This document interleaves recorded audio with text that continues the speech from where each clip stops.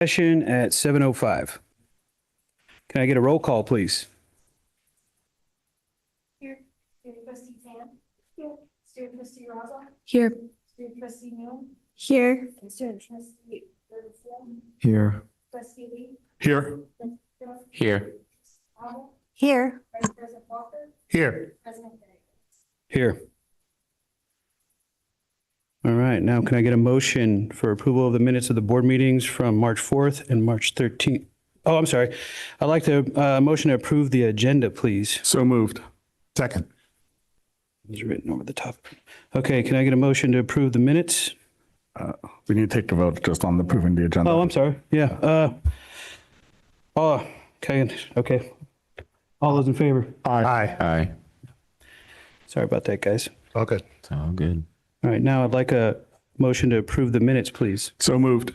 Second. All those in favor? Aye. We have nothing to report out of closed session. We'll move on to item 11A, March Student of the Month. That's from Westmore, and Victor Zhao will be presenting.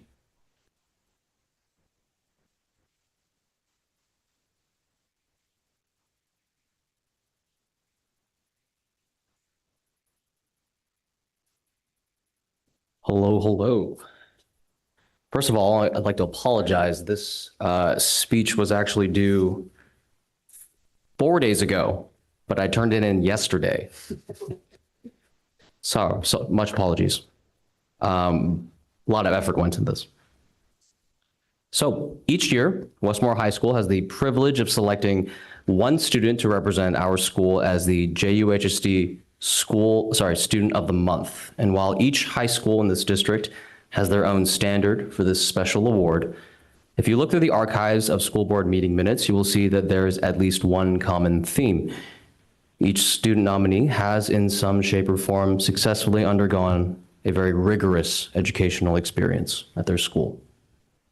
And after much discussion, the administration team at Westmore has agreed that we have a very ideal student in mind, someone who fits the definition of rigor in the sense that they had initially started high school from a very challenging foothold, but whose growth, grit, perseverance has blossomed in a truly impressive way by the time they had become a senior. What makes me proudest of them is not their cumulative GPA, nor the amount of AP courses on their transcript, but rather the personal lengths and sacrifices that this student has made in their commitment to personal growth and education. The measurement of their growth over time is, to me, perhaps the best definition of a rigorous education that I can think of right now. And it is in that spirit that I am honored to name Noiva Cloy as Westmore's nominee for the Jefferson Union High School District's Student of the Month.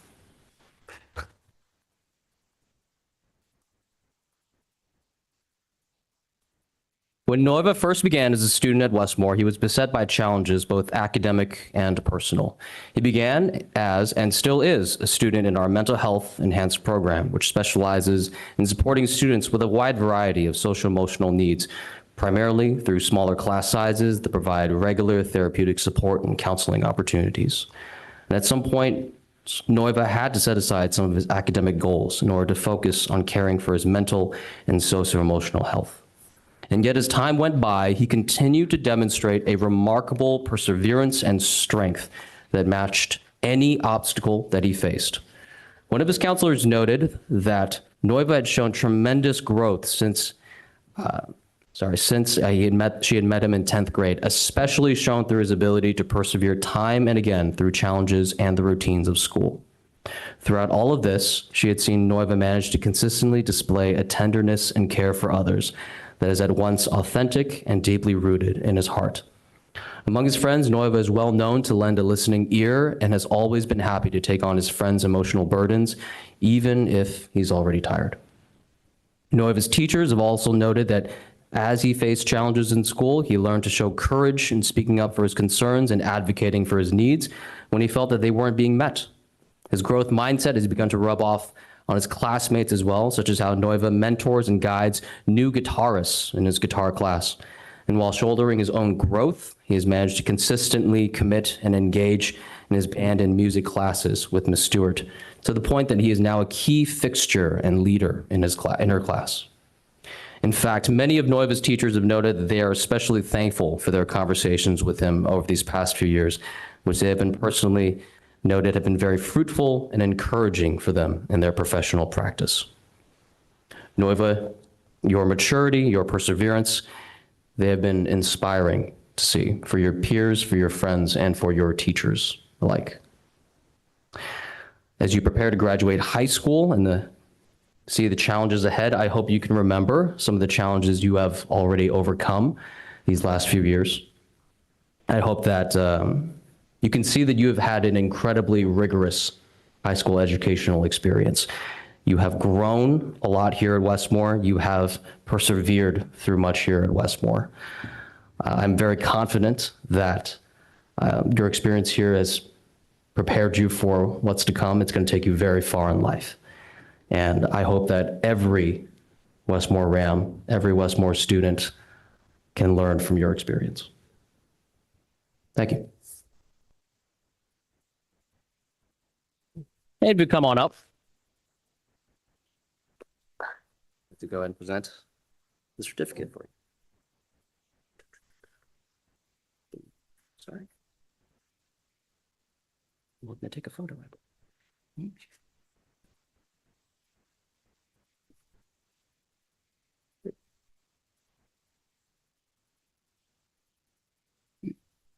Yeah, where do they go? Oh, sorry.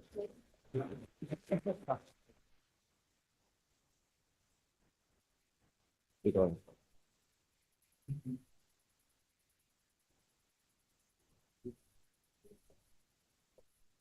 Congratulations, Nueve. Would you like to say something? No pressure, no pressure. Totally up to you. I just owe a massive thanks to my friends and teachers, my teachers especially. My teachers have given me many opportunities to grow and just to show them who I could be, the type of person I could be. And even though most of my family couldn't be here today, I want to thank them as well, because they play probably the biggest role in the person I am today. Thank you.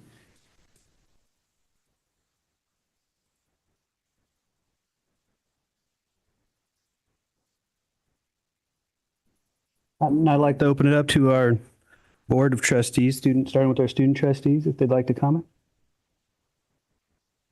I just wanted to say congratulations. Good luck in everything that you do. It's very clear that you've made a large impact at your school. So it's great to see that there are people like you who are willing to do so much for other people. Yeah, that's it. Similar to what Eden said is, first of all, congratulations on receiving this award. And I just want to say that it's really great to hear that you are able to manage everything. Like you're able to know what to prioritize your mental health. You're able to also be a support for your friends and be there just to learn and to be passionate about the things that you want to be. So I know that you're going to do great in the future. I just wanted to say congratulations also. This is a big accomplishment, and I know it must feel very nice to get the recognition that you deserve for everything you've accomplished. And like she said, just the things you've balanced with school and personal life. So congratulations. I also want to say congratulations again. It's really impressive how you created a guitar band and how you're willing to open that up to other students and actually share with all students on Westmore. So yeah, that's pretty cool. Congratulations.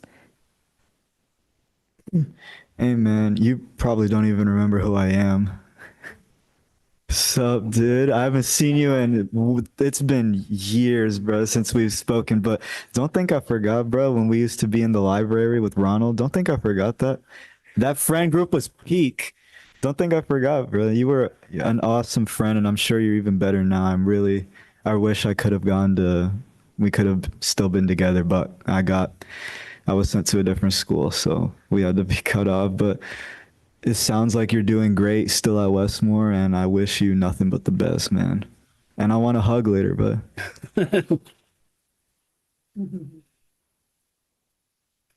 Thank you, guys. I'd like to open up to our board. Well, really, congratulations. It's awesome that you overcome so much, and that I think it's what Principal Shao shared is so powerful, because you know who you are and you knew what time you needed for yourself in order to be able to succeed, and that's a skill that not a whole lot of people have sometimes, and to be able to learn that at your age is a pretty powerful thing. And so I'm really grateful to you for the work that you've done, and also to your teachers and colleagues and mentors who have been there for you as well. And I just have to know what, I'm a guitarist as well. What is one of your favorite songs to play on the guitar?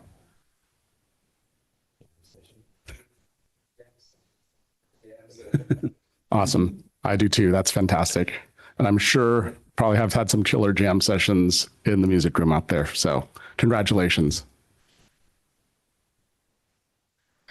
Congratulations. As the principal was reading the letter, one word stood out to me: resilience. And then I also quickly had a flashback to, I don't usually do social media, but somehow the algorithm drove me down a class I was being taught at Yale by a psychology teacher, really trying to break down what resilience means, okay? And resilient is basically the time it takes you from when you don't know something to when you know. And that in between time is usually when most learning is happening and you're frustrated, you want to give up. And I think that word resilience resonates with your story, because many people in your situation would have given up, right? And so I want to applaud you, first of all, to bringing awareness about mental health and taking care of yourself. So resilience, you're going to go far. Congrats. Hi, Noiva. It is actually my honor to meet you tonight because,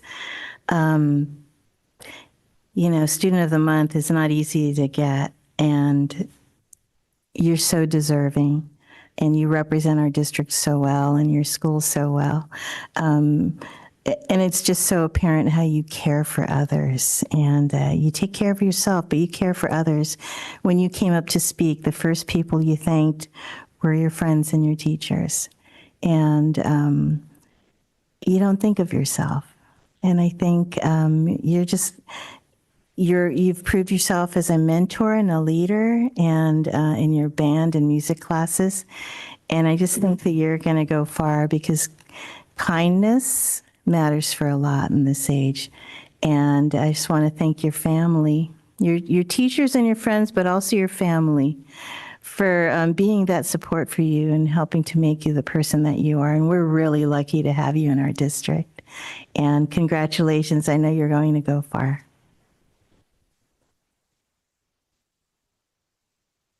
Never go after Trustee Tejada. Congratulations.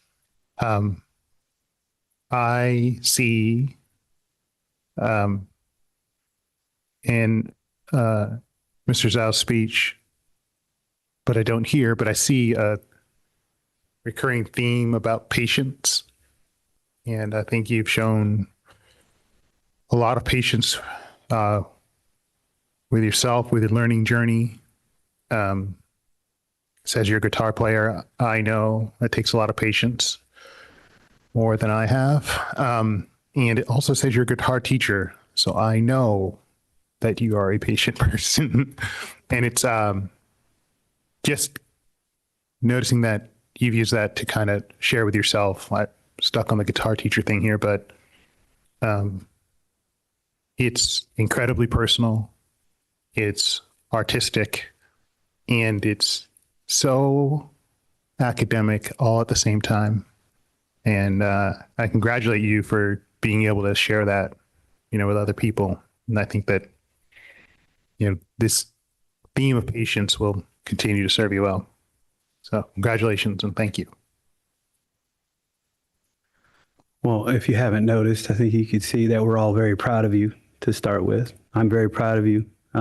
Just kind of, reading back through what's written here about you, I look at the one thing that stands out for me is something that was taught to my kids when they were going through school, the life skill of perseverance and strength. Your perseverance is what's helping you get through a lot of the challenges that you have in life, especially as a young man and dealing with, mental health. And I know, when I was growing up in high school, dealing with severe anxiety and depression, how difficult that could be just in itself, let alone trying to, fit in with your classmates and do well with your education. It's tough. So you need that perseverance, you need that strength.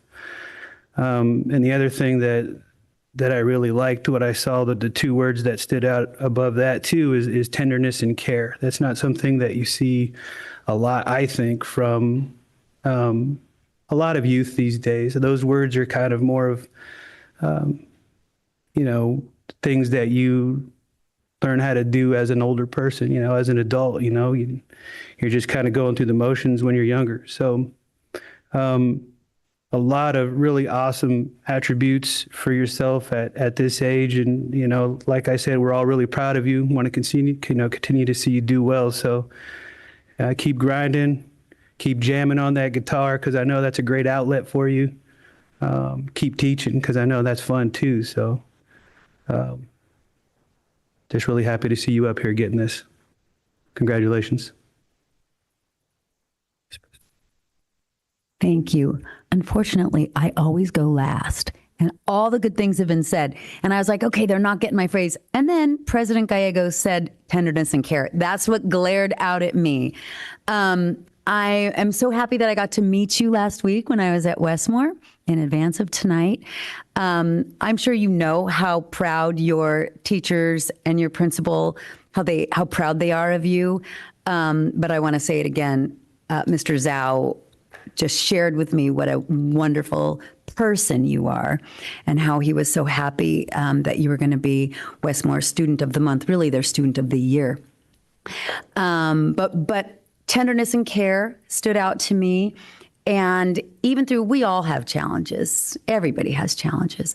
And it's special when we remember to care for others. And that comes through really, really loud and clear with you.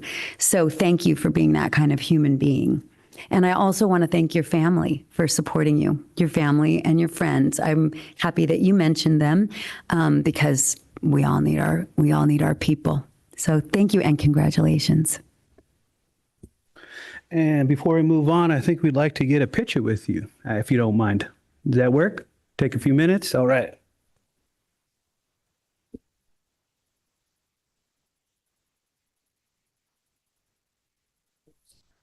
Careful. Flip it around.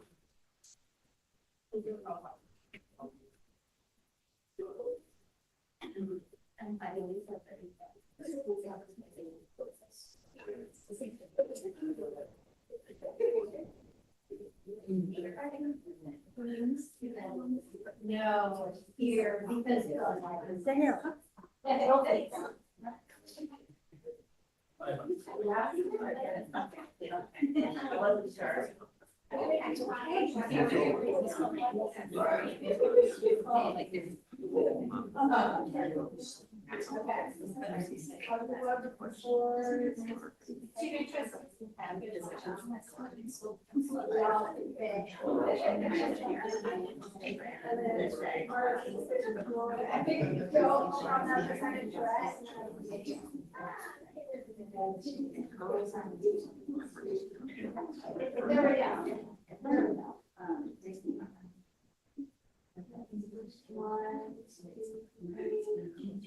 very nice. And then I'm gonna get Martin's made up the board.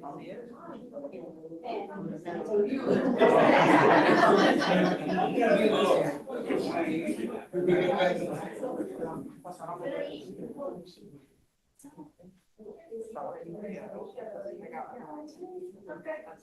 then Westmont will go out.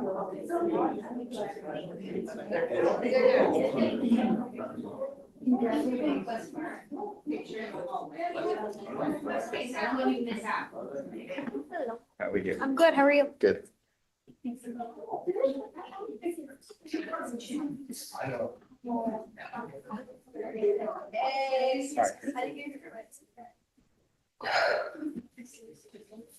Students are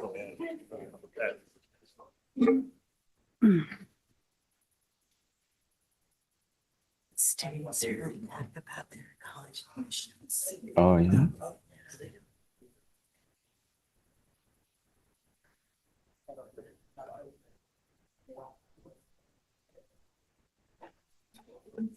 President Gallegos, just before we go too far down the drain, I do have a hard stop at 8 o'clock. I have a flight to catch. So, Thank you. Noted. Okay. So moving on to item 12A, the board report. We're going to be starting with Eden down there at the end with our student board. So at Jefferson High School, our blood drive is coming up soon. Wait, is that what I'm supposed to do? Okay, sorry. And our prom theme just got revealed as Enchanted Forest. That's going to be happening April 26th, I believe. We have a City College performance coming up the day before that. Honestly, that's kind of all I can really think of at the top of my head right now. Oh, yeah, never mind. Sorry. Yeah, ASB elections are happening this week, additionally, and we just had our St. Patrick's Day lunchtime activity, where we went on a search for 4-leaf clovers that were posted around school. Finals happened last week, and ASB gave out free hot chocolate, and our rally is coming up soon, so a lot of us are working on that. And our Philams to Nickling group got approved to perform at Westmore's Island Fiesta. So that's coming up too. Thank you, Eden. Lauren? Okay, so for Westmore, we have spring elections coming up. We also have, like Eden said, Island Fiesta on April 5th. Our Red Cross is having our measles and rubella fundraiser. Bring Change to Mind also created a rejection wall for seniors to put up their rejections from colleges.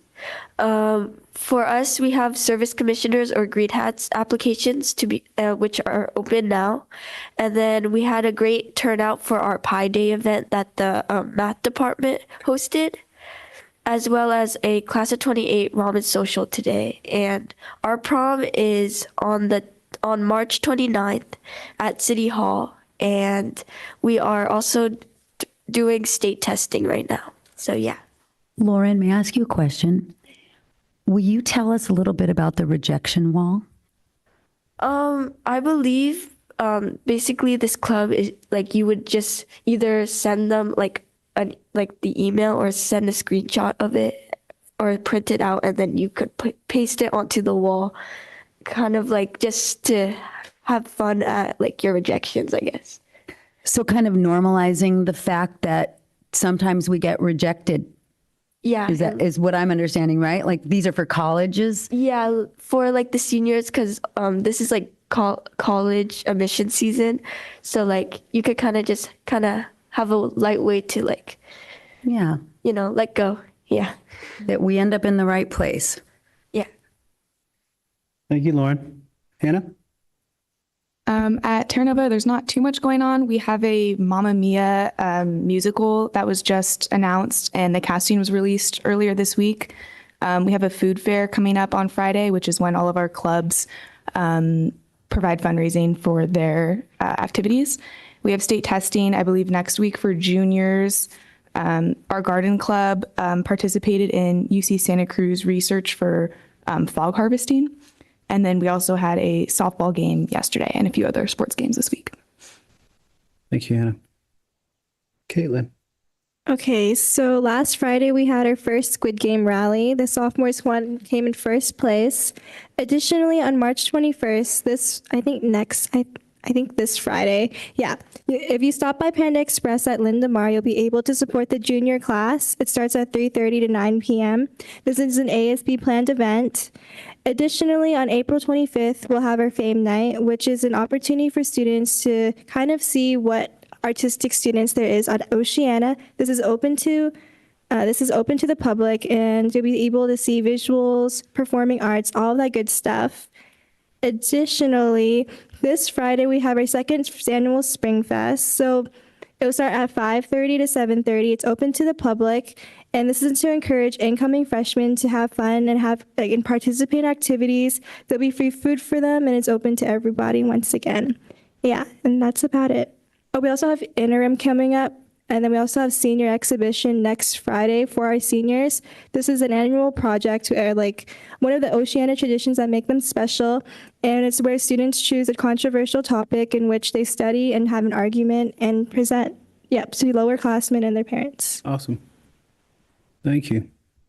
Daniel, you're up. For once, we actually have quite a bit going on at Thorin. Graduation photos are tomorrow.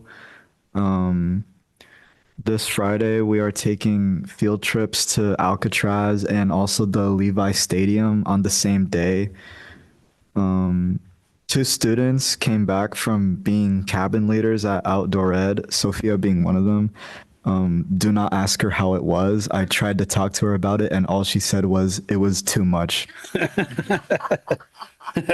So do not try to talk to her about it. Oh my God. Right now, because Friday was the end of the quarter, we are in intercession week right now. We got out at 1 every day this week. And yesterday we had Skyline College come to talk to students who are interested in enrolling over there and helped them apply. Thursday is College and Career Day, where we will apparently have Raising Cane's catered. I'm honestly excited for that. I forgot the day, but we will be sharing prom with Jeff, I think. And Friday's my last day of school. I finish early. Yeah. So, yeah. But I will be able to keep coming to these meetings until I finish. We're encouraging that, please. Danny, when can I come by and get that Cane's? First day. All right. Well, there is a lot going on in our schools, so we're going to move it on over to our board and starting with Andy. Sure, I don't have a lot other than I was able to attend the Ramadan break fast on Friday evening at Westmore, which was a fabulous event. Lots of great food, really fun to be able to share that with our community. And I really strongly encourage all of us to attend next year. I was there with Superintendent Presta, and it was just a fun time of just being able to just hang out with staff and students and celebrate Ramadan with our Muslim community. Ramadan Kareem. Thank you, Andy. Nothing to report. Thank you, Martinine. I'm really glad that Westmore brought that tradition back. I used to attend Break the Fast for many years. Couldn't attend this last time. Was really bummed, but I went to New York to visit my daughter who's going to college there. We, along with several of our board members, administrators from Westmore, Oceana, and Jefferson, and our superintendent, we went to the Aloha Crab Fest, put on by the Daly City Como Chamber of Commerce. And this is another way that they can raise money to give scholarships to our students in our district. And Jefferson students were volunteered to be wait staff. It was wonderful. And, the Daly City Como Chamber of Commerce handed out $60,000 worth of scholarships last year. So please, all of you seniors, apply right now. Thank you. Rosie? I was at the Crab Fest feast as well, and it was a great time. I have nothing else to report. Thank you, Charette. For myself, last Thursday, I was invited to Oceana High School. Miss Lori Hughes invited me to do some food tasting at her food nutrition class. So I was eager to get over there and do that. And then I got another email that said it was a vegetarian class. And I was like, whoa, wait a minute. What did I sign up for? But so anyway, knowing that, I mistakenly ate my lunch because I wasn't sure how that was going to be. And then I got there and I was blown away. I mean, the class was amazing. The food was amazing. The presentations were amazing. The students were amazing. So I had a great time. My only regret is that I ate my lunch before I went because there was a lot of good food left on that table. So that was really fun to be a part of. Thank you very much. And that is all I have to report. So I'll let Miss Tony Presta take it from there. Thank you. So as you heard, I was at many of these events. It's a really fun time of year, actually. I'm not a big crab eater, but that was a really fun night. And Miss Torres from Oceana was there too, because we do have students who go to Oceana and Terra Nova who live in Daly City and Colma. So they too can participate in those scholarships. So it was a really fun night. I guess other than the things that have been mentioned, I have been meaning for the last few years to welcome our elementary superintendents and kind of show off all of our schools to them, because I used to be one of those elementary superintendents and I didn't really know a lot about what we have to offer in our district. So on Friday, we went to our Daly City schools. We went to Westmore, Jefferson, and Thornton. And then on Monday, we went to Oceana and Terra Nova.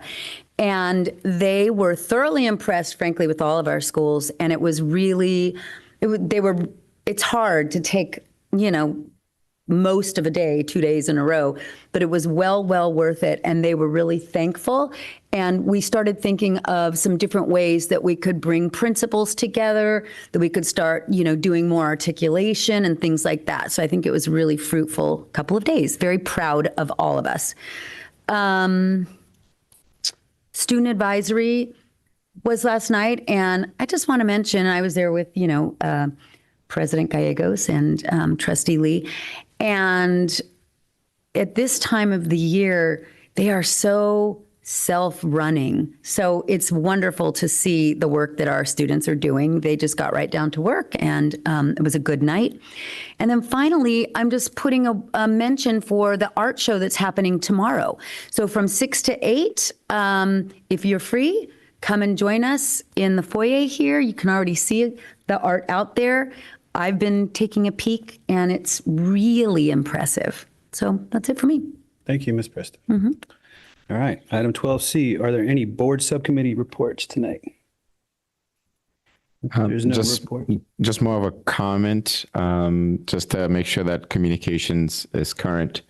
I did meet with Anya, who's the director of the Daly City Youth Health Center, and we continue to highlight that, the important work that the Youth Health Center is doing, especially within our school district with student health, mental health and wellness and all those things, but also to really showcase that even though the name says Daly City, we're not only serving Daly City students, we are San Mateo County, and we're serving students from all those communities. And I know it's tax season, so it's an opportunity to remind people that donations to Daly City Youth Health Center are tax deductible. So take advantage of that and do some good within the community. That's it. Thank you. All right, moving on to item 12D, the AFT Local 1481 report. We'll turn it over to AFT President Monica Casey. Good evening. The report that I have today is last meeting. I was in Sacramento for the March on March, fighting for education and against our nation's administration's cuts, especially to education. Jean Enriquez and I went this past week to the CFT's convention. Convention is kind of a strange situation if you've never been to one. You vote on resolutions. So basically, we're voting on items for the CFT to focus on for the next year or two. And in addition, I was voted as one of California's vice presidents for CFT. One of 25, there's 25 of us, so. And I sit on the executive council for CFT as well. I wanted to remind people to look at our website, the AFT 1481 website, on the announcements page. There's a lot of actions you can partake in. You don't have to be a union member for phone banking, letter writing, protests, or marches, whichever you want to call, to fight our national administration and all of the cuts that they're trying to make to public services, which includes education.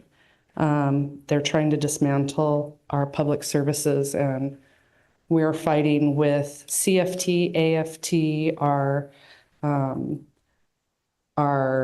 county, all of our unions work together on this. So please join us. You don't have to be a union member to make those phone calls and to, some things are super easy. You just have to send an email and it sends it to all of your representatives. So it's super easy.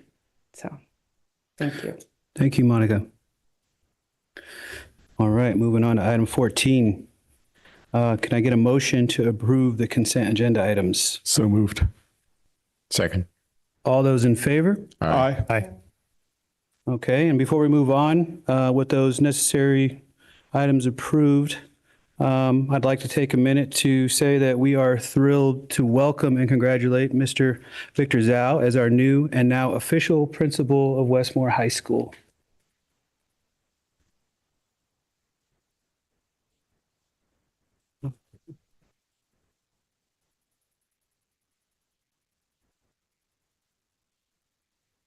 Hello, it's me again. I did not prepare a speech. I spent all my time on the previous one. But I do want to thank, the board for giving me this opportunity to be here in the first place. I want to thank, obviously, Ms. Presta for taking me to Chicago all those months ago and bullying me into this position. Yeah, really, because I would not be in this position at all in the first place if I think you hadn't planted that idea in my head. So really, thank you.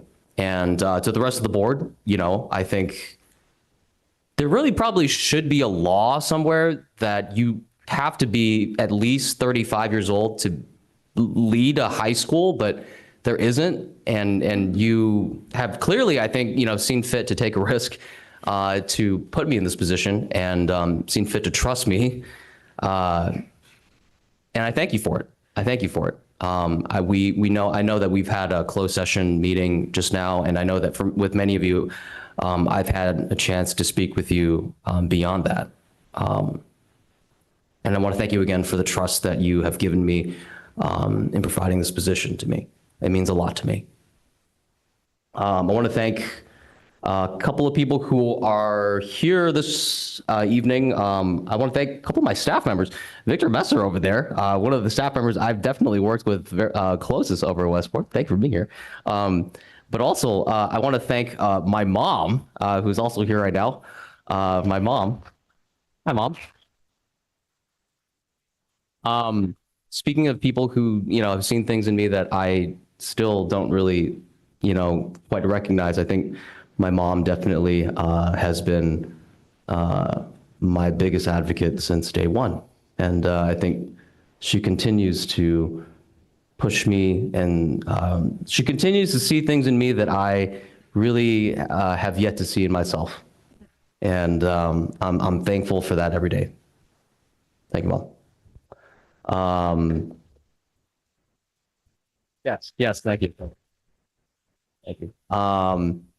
And thank you to my team as well. I know that the other vice principals are not able to make it tonight, but especially to Tina and Sterling and Monica. Without them, I definitely would not be able to be here. I would not have survived the past few years at Westmore. My development up until now as a leader, my work up until now at Westmore has wholly been dependent on them as well. And I'm very, very thankful for their labor, for the trust that they have put in me as well, because they were on the committee at the site level. And also the many conversations we've had. I know that they are backing me in this, and I'm so, so grateful for them. I want to thank the students too at Westmore. Some of them, most of them who are not here right now. Noiva's already cleared out. Daniel over there though is a former Westmore student. Thank you, more over there. Thank you. Because the kids at Westmore honestly have created such a great environment to be an administrator in. It is the best place to be a school leader in. Honestly, I couldn't imagine a better place to work in. A better school to lead with these kids. They make it easy to love them. They make it easy to care for them. And I want to thank, who else is there? I want to thank Edlin, my girlfriend over there, for supporting me and for helping me, especially in some of the rougher days that I've had more recently. Thank you very much. And yeah, I think in the days to come, I hope that I can see some of the things that many of you have said so far that you already see in me. I hope that I can see those things too one day. Yeah. Thank you. Thank you, Vic.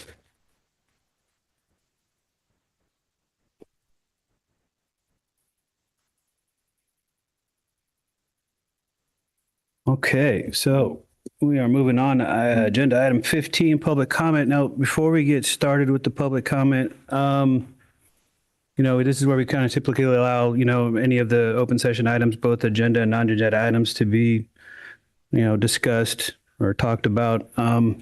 However, tonight for the agenda item 16A2, the JUHSD library update, we'd like to deviate from that norm a little bit, and it's due to the anticipated high level of public comment in that specific item for that topic. And the hope is that we'll ensure that everyone's comments are heard within the context of the board's presentation and discussion. So to be very clear, though, you'll have an opportunity to speak on any other item. We just like to hold any comment from 16A2 until after that presentation. So if there's any other public comment at the time. We do not have any non-agendized items. Okay. Okay, then for now, we'll move on to item 16. You will have public comment on 16A2. Correct. When we get to the item. Yes. So we're just moving the public comment to that item specifically so that it's just all together instead of kind of jumping around. Which is how we usually. Right. Yeah, that's how we do it. Okay. So item 16A1, multilingual learner and bridge program update. The speaker is Deputy Superintendent of Education Services, Ms. Kareed Baca.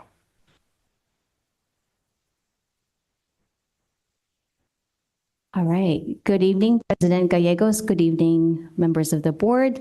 Tonight, I am very happy to announce and introduce Dr. Lori Robinson, who will be providing updates to our English language development program. And in addition, we have special guests tonight. And a few years ago, it was just a dream that this was going to happen. And now these are my dreams right here that we'll be presenting to you tonight. So Dr. Robinson. Good evening, board. Thank you so much for having me. This is my first time making a presentation in this new boardroom, and my hands are shaking a little bit. Like, it's so much more intimidating than the room behind room 200. Felt more homey. But this is definitely an upgrade, so thank you for having us. Before we get started with the bridge program updates, which are really the heart of this presentation, normally I come to you at least once a year and give you general updates about like data related to our program for students learning English. I only have one brief update this year, because I want to provide more time for the bridge presentation, but I kind of can't not share these few pieces of data. So as I figure out, how do I advance this slide? Click. How about a space bar? Is it maybe not on? Yeah, it works better if the keyboard is on. There we go. So I'm going to, discuss some incoming student trends. We'll do some progress updates about Bridge generally, and then you will hear from a student panel. So very exciting. I wanted to share something about these trends, though, because we are seeing a very different trend in terms of our incoming student population through registration that qualify as students learning English or multilingual learners.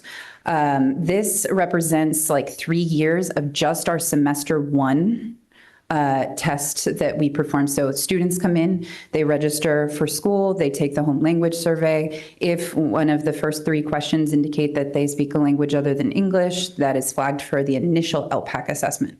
And based on how they perform on that is how we place them here. IFEP stands for Initial Fluent English Proficient, and that just means that they don't qualify for English Learner Services.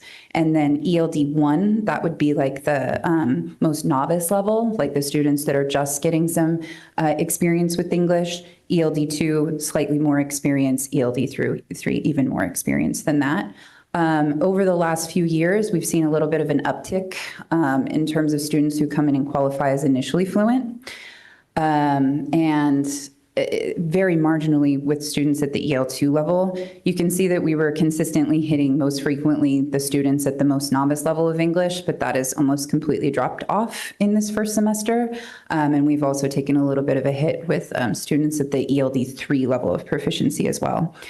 I have a theory as to why we are seeing this decline in enrollment and registration. And to help share that theory, I specifically wanted, because this is just looking at first semester. So that includes everything from August when we first started school to December.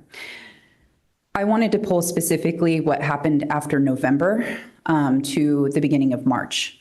And the first column is what we saw last year and during that time period. And then the second is what we've seen this time around. And of those 23 students who have completed testing during this period of time, a lot of them are actually recently, we just finally started to see a little bit more coming in. After November, we would usually have a little bit of a slower time in November regardless. Some countries, their school years run from April to December. So we usually do see actually a little bit of an uptick at the end of December, beginning of January. But those students did not come. They did not register. It all but turned the faucet off. And my theory, of course, is that this coincided with the election and a lot of the rhetoric around immigration, and then finally the executive orders that were attempted to be put into action. And just, it doesn't feel, I think, probably to some of our families that previously would have registered with us, like an extremely friendly environment currently. And so I don't believe they are sending their students in the same numbers. So I just wanted to let you know that that's happening. I've discussed with, Deputy Superintendent Baca, who was in my position before in 2016, that a similar thing occurred and that it took a while, but we did bounce back in terms of numbers. But for a district with challenges with declining enrollment, this is just something that I want you to be aware of. So now that we have the depressing stuff out of the way, we are doing our best still to make sure, and even more so, we have renewed purpose to make sure that when the students come here, that we have as many welcoming and really great programs available for them. And our Bridge program is one of those programs. As a reminder, the Bridge program is modeled after a similar program in San Mateo Union High School District, started by Samia Showman. It is now its own school. We are still, in our Bridge program, housed under Thornton. And that's like the school that they're enrolled in terms of like the California Department of Education. We are housed in the adult school, just right across the parking lot over there. And it is designed for students who are 17 or 18 years old when they first immigrate to the country, that are coming with little to no transferable credits towards a diploma. and come in speaking at that most novice level of English, but still have all the same hopes and dreams for a diploma and post-secondary pursuits. And so it's a way of sort of fast tracking and allowing them to compete on a little bit of a different playing field. So how the program is organized, we have two wonderful teachers who are also here this evening, and I just want to recognize them. Lisa Rubin, can you wave? Stand up even too. Yeah, you're wearing heels, so people will be able to see you. Lisa is not only the district lead for English, she is the TOSA in charge of multilingual learners at Jefferson, and also a bridge teacher. So she wears a lot of hats, but she is the English teacher there. And Mr. Adam QB, if you could please stand.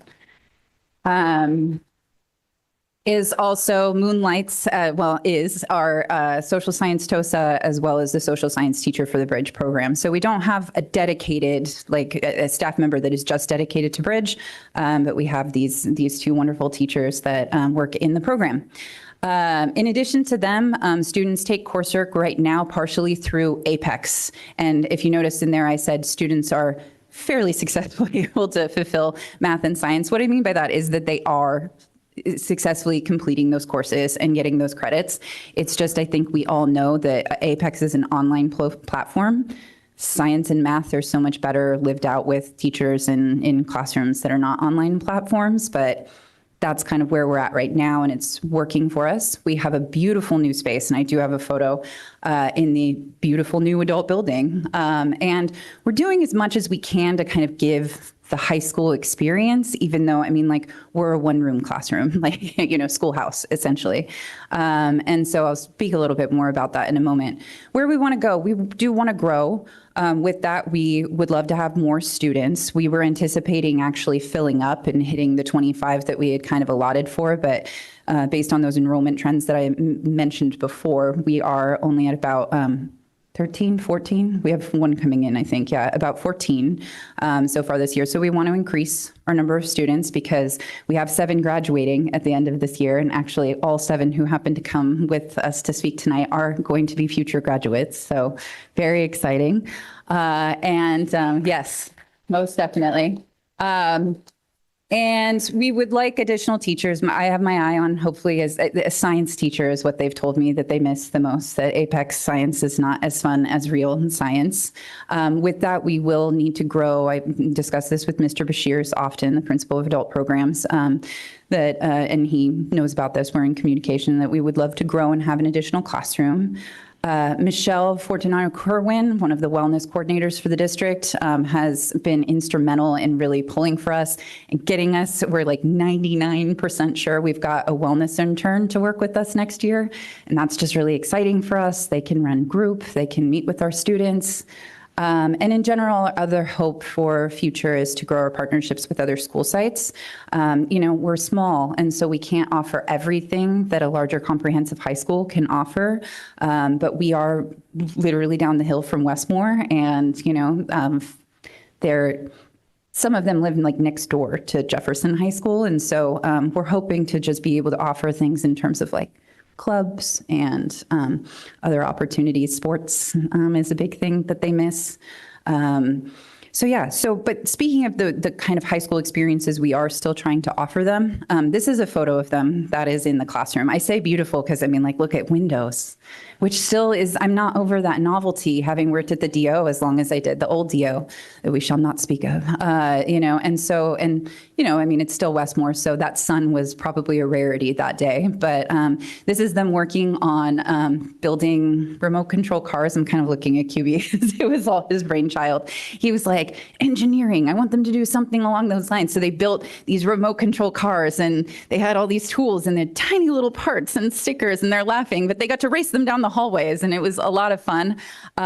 Chrissy Lewis, the TOSA for CTE, has come in to do video programming with them. She has an art background. She's done art stuff with them. We have something we call Fun Fridays, which is what we try to do, offer them kind of a more elective experience because they miss music, they miss art, they miss physical education, just sort of those things to provide them with those opportunities, but we're also hoping to grow those opportunities. So with that, I wanted to just talk as quickly as I could so I could get to you hearing it from the student side and the student experiences. The one other thing I just want to point out is about a year ago, I stood before you to tell you about the proposal for this program. And when I was kind of trying to explain the imperative for this and who would really benefit, I introduced you to Ernesto. Ernesto, could you stand up? Yes. So this is Ernesto, actually Emerson.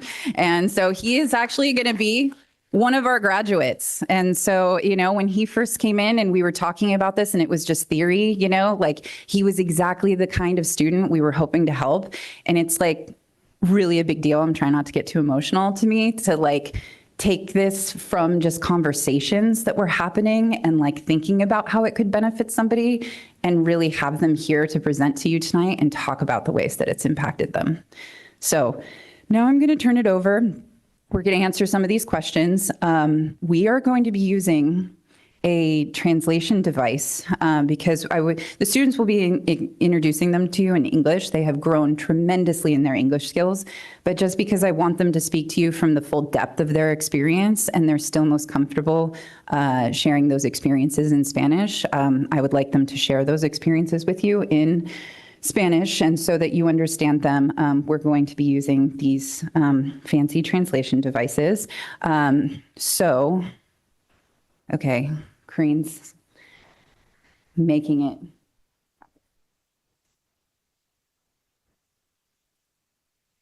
So this is going to capture what they're saying.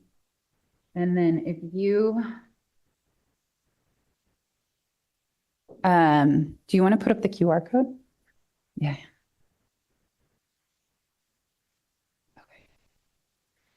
So if you scan that QR code or more, and there was a bit.ly link too, right? You can look at this on your own devices. And then I think it'll also be projected up here. But yes, this is the bit.ly link and the QR code if you would like to follow along to read in English what they will be saying. So we're going to try this out. I know, right? We also get to try out a brand new tool. This is something that I literally got trained in on Monday. So always fun to, yes. Yeah, so it's waiting for now us to get started and I have to hit a record button and then, yeah. So, and Diana, the parent liaison at Westmore High School / my sister-in-law, I convinced to come, Diana Villalobos, could you come up and so that you can read the question after I read it in English, in Spanish, because my accent will probably be insulting. So for the first question, so you guys ready? Listos? Yeah? All right. So when you first arrived, what were some of the biggest obstacles you faced both in and out of the classroom? So, sure. Cuando llegaste la primera vez, ¿cuáles fueron algunos de los mayores obstáculos que enfrentaron tanto dentro como fuera del aula?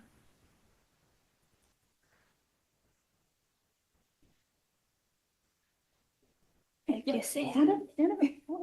Over here.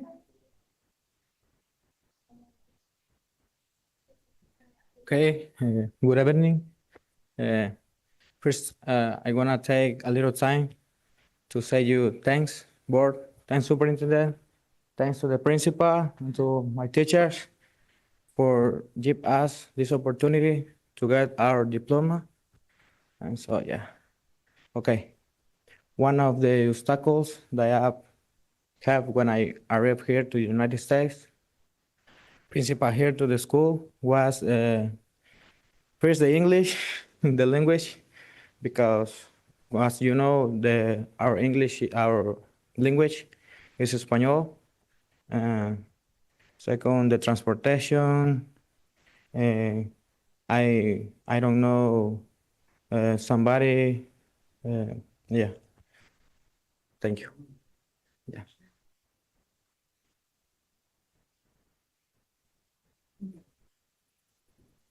Yeah.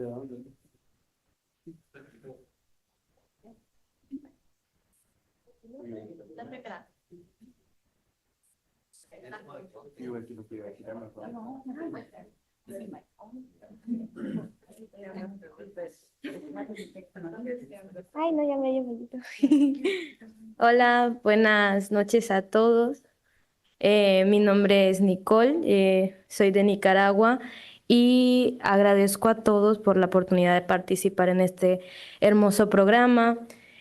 Una de los obstáculos que se puede ser es el adaptarse a este nuevo país, ya que las cosas son aquí muy diferentes. Entonces, como dijo mi compañero Emerson, está lo del el transporte, el idioma y mayoritariamente mi mayor problema fue al momento de inscribirme en una escuela, ya que estaba entre la edad de 17 años y me dijeron o puedes esperar un momento para trabajar o puedes seguir estudiando. Pero estaba esto de que como ya voy a tener 18 años, no tenía la dificultad de entrar a una escuela, entonces tuve que dar demasiadas vueltas para poder llegar a este lindo programa y agradezco plenamente pues que nos den la ayuda a nosotros que apenas estamos ingresando en este país. Mayoritariamente lo que yo digo es que también en el aula la forma en la que se le dificulta adaptarse a los tiempos, por ejemplo, a la nueva gente, algunos no somos muy sociables, entonces en esto creo que es bueno cómo nos ayudan a adaptarnos a este nuevo entorno y a esta nueva oportunidad de estar aquí. Gracias.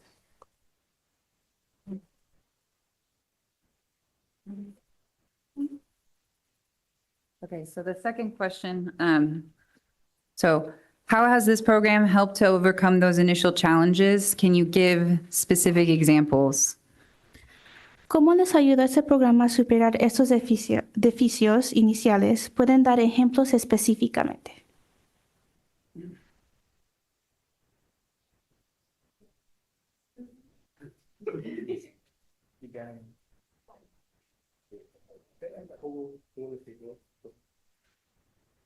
Ok, primeramente buenas noches a todos y gracias a todos por hacer este programa posible. Gracias a Miss Robinson también y a todos ustedes, a los maestros por enseñarnos y eh, lo cómo me ayudó este programa a superar los desafíos, pues poder estudiar, seguir estudiando y para obtener el diploma, porque como yo igual ingresé ya con una edad que ya no podía seguir estudiando en las otras high school. Y pues así como ahorita tengo 19 años, entonces ya no podía. Entonces, gracias a todos ustedes que hicieron esto posible. Este año me voy a graduar ya para obtener el diploma y muchas gracias a todos.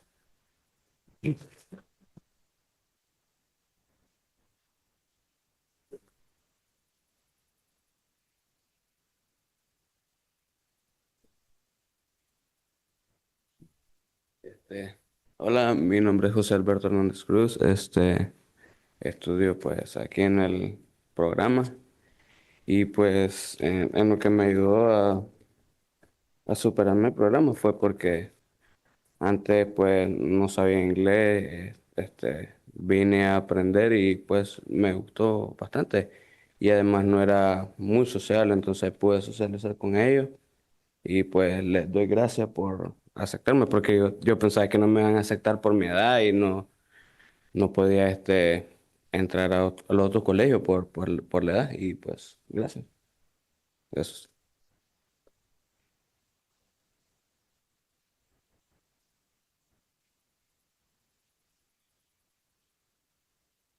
All right. What's the most significant change you've seen in yourself since starting this program?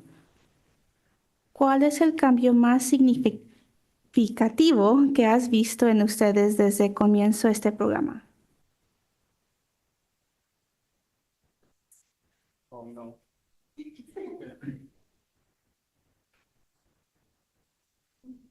Eh, Hola, mi nombre es Steven. No, no voy a responder. Let me see. Y bueno, el cambio más significativo que he tenido fue que he perdido la pena de hablar inglés, porque cuando recién llegué aquí me daba mucha vergüenza de intentar hablar inglés. Hasta que llegué aquí, los maestros me enseñaron que no hay que tener pena por aprender. Y es todo.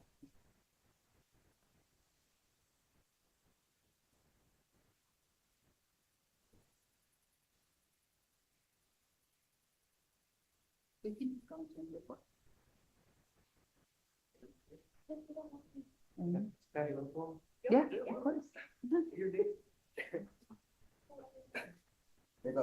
Eh, el cambio muy significativo que me he dado cuenta en este momento es que la verdad yo en estos tiempos ando trabajando y pues el horario es muy bonito porque me da tiempo de ir a trabajar todavía para tener un poco de dinero para aquí necesitamos dinero para gastos, todo eso. Y sí, muy bonito programa, el horario también me gustó y ojalá que siga el programa.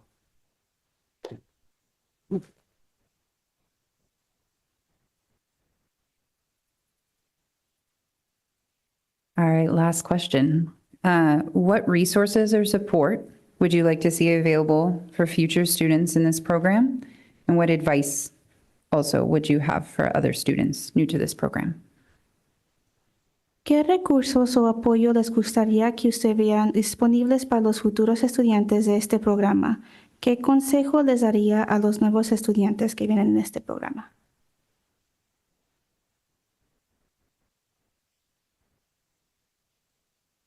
Buenas noches, mi nombre es Hilda y primeramente gracias a todos por haber hecho esto posible de este nuevo programa. Muchas gracias. Y bueno, ay, ¿cuál es? Sorry.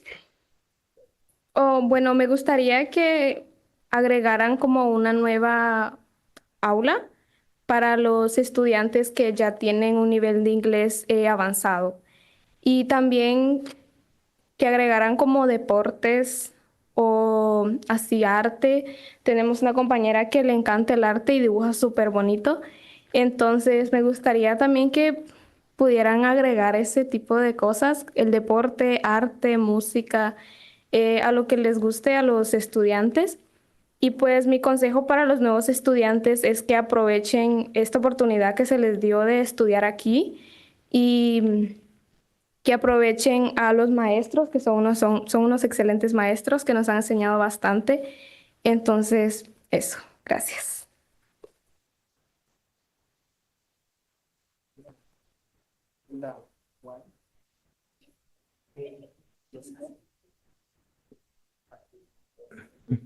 Okay.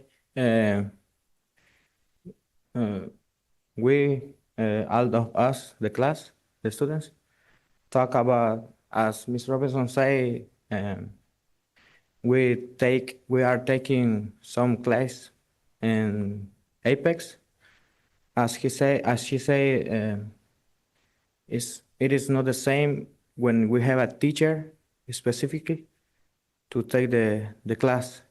So all of us talk about, and we want, if you can, give another classroom and another teacher to for teaching better. Yeah, thank you.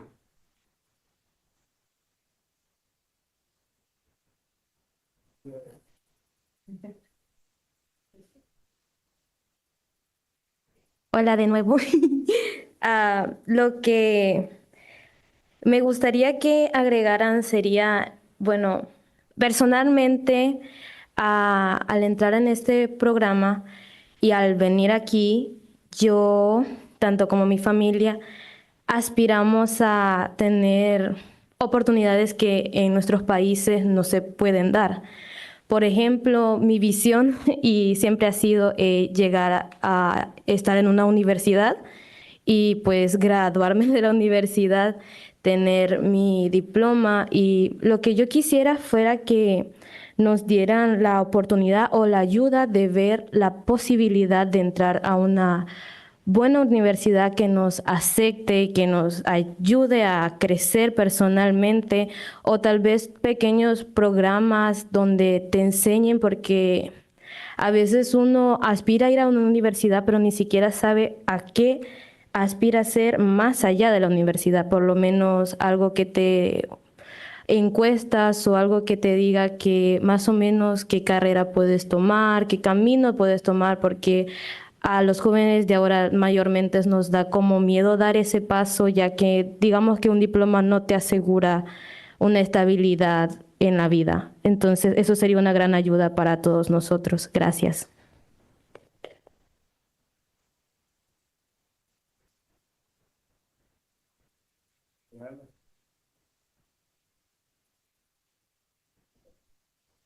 Thank you so much.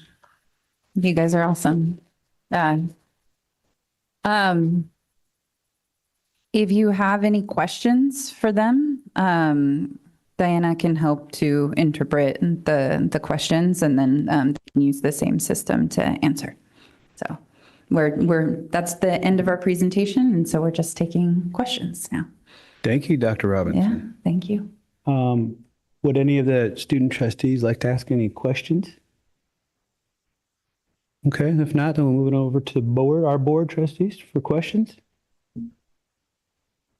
That was, first of all, that was a fantastic presentation. Oh, thanks. I mean, the use of technology in this space, so to allow the students to share from the heart was fabulous. And I don't really have any questions other than I'm just really proud of us as a district being able to offer this program to these students and give them the opportunity to be able to succeed and graduate with a diploma and go to the next step in your educational journey.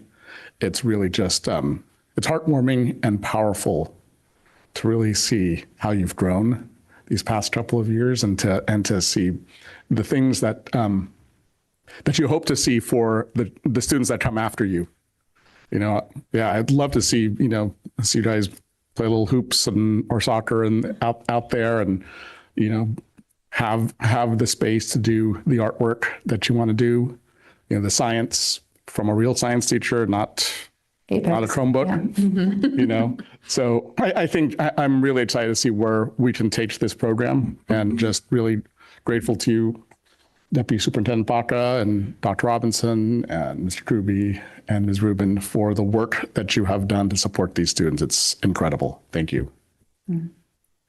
They did say that because a few of our newer students aren't here with us today, these students all started at the beginning of the year, and they said that it's their turn next year for not coming tonight. So you can expect to hear more in the future. Absolutely. We expect them here. Yeah. I think what Ms. Baca said, this was our dream and here are our dreams right here. So inspiring. I'm so glad we have this program. I remember when you came to us and I thought, we're thinking bigger, we know our community and what we need. And thank you for being here and sharing your hopes and dreams and experiences with us. English was not my first language, but I was able to go to school when I was very little, and then I forgot my Tagalog. So, I can understand it, but I know what it's like to feel shame trying to speak another language, because I feel like as a Filipino, I should be fluent in it, especially when that was my first language and then it escaped me at some point. But for you to come into this country, it is the hardest thing not knowing the language. And look where you are now. You're going to get diplomas. That's incredible. And I want to thank Ms. Rubin and Mr. Kuby, Dr. Robinson, Ms. Baca. I would love for you to have a bigger high school experience, and thank you for telling us what you hope for this program. I think we can do better. I don't know how, but we're very creative. We can be creative. It's really tough, but this is really inspiring. Thank you very much.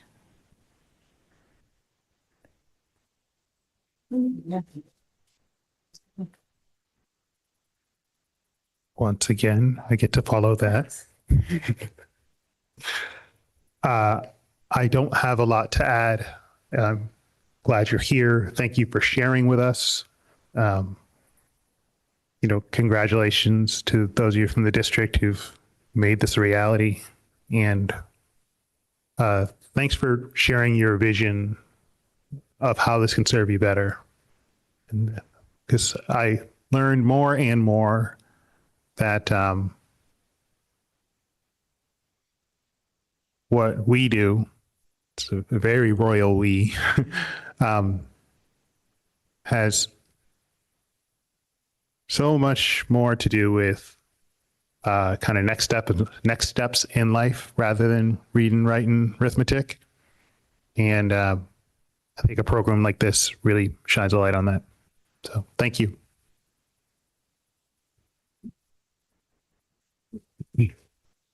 First of all, thank you for the presentation, Dr. Robinson. Thank you to Ms. Rubin and Mr. Kuby for all your work that you put into it. Ms. Baco, of course, as always, thank you. It's an amazing program. I just keep thinking, like, it's to come here as a young kid to the country and start from there, that's one thing, but to come at this point in their life right now where they're about to transition from basically kids to adults and having to navigate whether or not you do continue on with your studies or you start contributing to your family and trying to put money on the table for the family. That's difficult. That's hard. And usually when you come here, it's a struggle to begin with. So, I mean, I'm proud of you guys for sticking with it, for continuing your education and trying to grind that out. And I'm thankful for this program for allowing you guys to do that. So, I mean, it goes hand in hand, and I hope that we continue to see this program grow. I hope that, we can offer you guys the things down the road that you need to feel more comfortable in your environment and to get the same experience that everybody else is getting. I mean, I know that's what you want. I mean, I think that's what all kids your age want, but most of all, I think I'm just really proud of you guys. I know it's not easy. I've never been in your shoes, but I see it all the time, and I commend you guys for doing it. So stick with that. I do have one question for Ernesto, since you're wearing a Giants shirt. Real name Emerson too. I used a pseudonym last year, and Emerson. so I was like, yeah, I know. I didn't mean to confuse that, but I was like, because last year I was like, oh well, he won't actually be here, so I'll give him a pseudonym. But then I got to tell him that this year. I was like, guess what? Last year you were Ernesto, and I got to use you as a whole example. All and right. He was very impressed with that. But yes, one question. The one question. So, who's your favorite Giants player? Yeah, who's your favorite player? No? I don't remember the name. Okay, they're going to start playing soon, so make sure you watch. And then when I see you next time, I'm going to ask you, okay? All right. Thank you again, Dr. Robinson. Appreciate it. Ms. Presta? I just want to say, I'm sorry, I have a stiff neck, so I can't really turn. Thank you to Dr. Robinson and Ms. Baca for having the vision to even put this together. Thank you for the teachers, and mostly, and everyone, all of the adults involved in the program. I'm super proud of you students, and what's most important to me for our whole school district is that our students are seen, heard, and valued, and I have no question in my mind that these young people feel seen, heard, and valued at school. So thank you.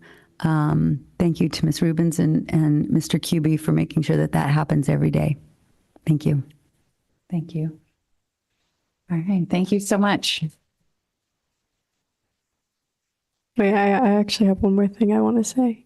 Sorry, I thought we were doing questions. I didn't know we were doing comments too. So as a student from Jefferson High School, I'm exposed to a lot of like ELD students, and I have some friends who are like also very heavily involved in the ELD program at our school. So I just wanted to extend, the congratulations that everyone else shared. Going through high school just in and of itself is hard. And going through high school as someone who doesn't speak English is way harder. And then going through high school as someone who speaks English and doesn't have all the resources available initially is way, way harder. And I don't speak from experience, but I just have so much admiration for all of you and for how much hard work you have put in. I can tell how much hard work you put in. And like I took like 2 years of Spanish. I am nowhere near as good as the way you spoke today. That was amazing. And if you put me up there and you told me to give a speech in Spanish, I would be like, hola, hola, okay. Gracias, adios. That's it. That's all I could do. But the fact that you were able to do that, I have a lot of respect for that. And I have a lot of respect for all of you for coming here and speaking with us. So thank you. Thank you. Thank you again. Yeah. Thank you for adding that, Eden. And since I wasn't clear to the student trustees on the comments and questions, if you guys would like to add any comments, please feel free. If not, we can move on. Yeah. Okay. All right. So we'll move on. Good night, you guys. Yeah. Thank you. Okay, moving on to item 16A2, JUHSD library update, and our speaker is Deputy Superintendent of Educational Services, Ms. Corinne Baca.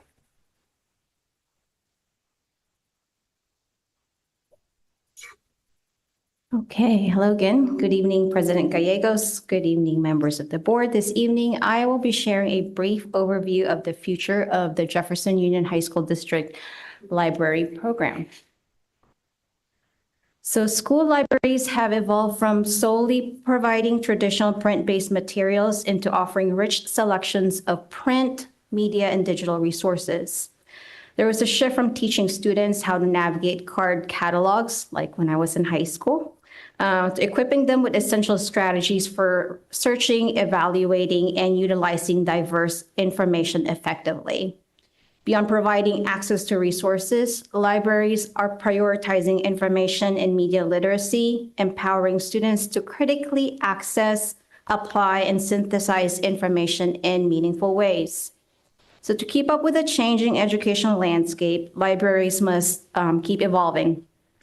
That means embracing new technology, innovative approaches, and creating personalized learning approaches that engage students in meaningful ways.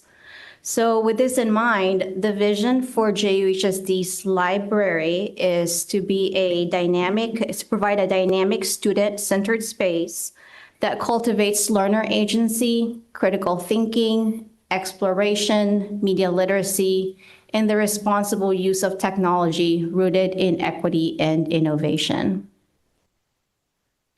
So to bring this vision into life, we need to take intentional steps to ensure that all of our libraries remain open and accessible at all times. This means not only keeping the doors open, but also making sure that they are well-supported spaces for learning. A key part of this is investing in our people. We'll provide professional development, not just for the district librarian, but also for the library media technicians and any staff involved in the operation of our school libraries.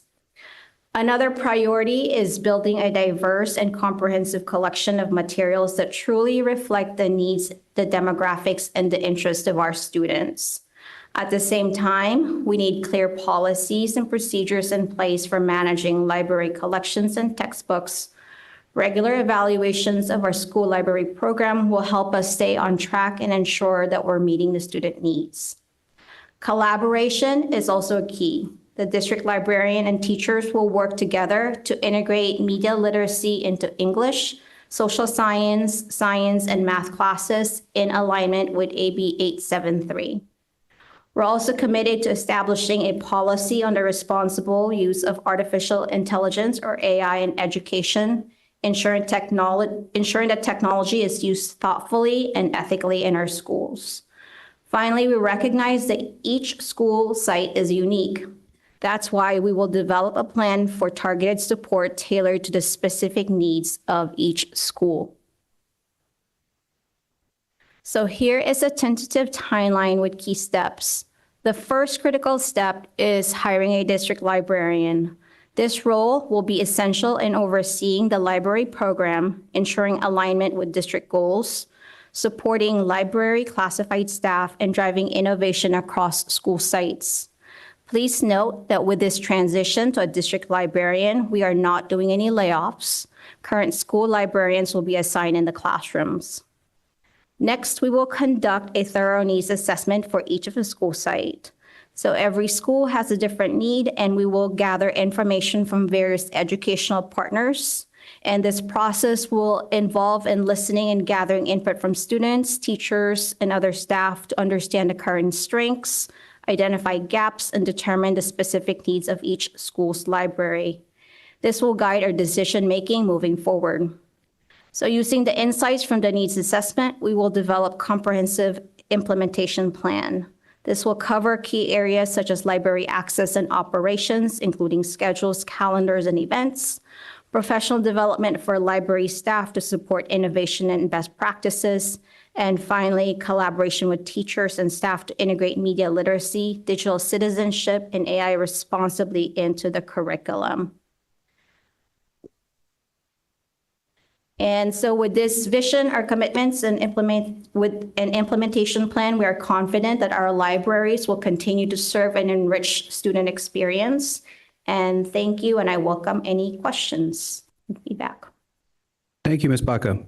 So before we move on to the public comment on this item, I will open it up to the board, the student trustees, and our board for any questions or comments, starting with our student trustees. Okay.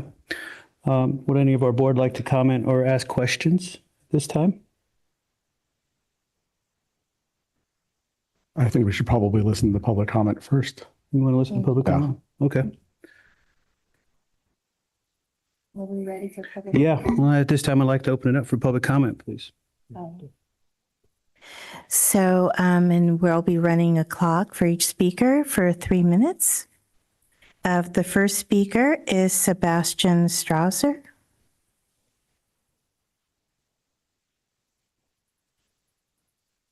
Hi, everyone. I'm actually, a few of the educators I've actually had from Sunset Ridge to Oceana are actually here in this room. I appreciate how much they've taught me, not about just the world, but also myself. And that actually would be, I think it would be a disgrace of that respect if I did not talk about the context of education at this very moment. Because, you know, we see the vice president calling all professors, and by proxy all educators, such as those in this room, the enemy.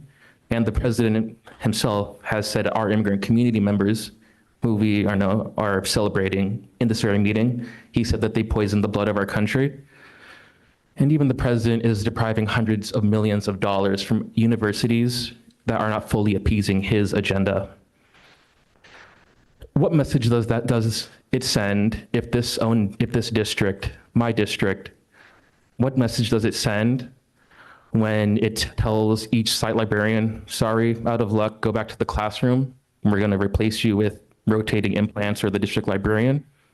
What message does that send? That their work is unimportant? That their contribution to knowledge in and out of the classroom is unimportant? That's the wrong message to send tonight. Because really, if elite universities are buckling under the pressure, then that sends a message that pretty clearly less resources school districts are going to also buck under the pressure. Historically, you know, books have been burned, universities have been attacked, students have been assaulted by police officers. We have to really vote against this proposal, reverse course truly. because at this moment, we have to double down on our educators, not just our teachers, but also our librarians, because it also sends the message to students that all the knowledge you consume matters, and by proxy, your identities that you explore deeply through that knowledge also matters. Thank you. Thank you. Monica Casey.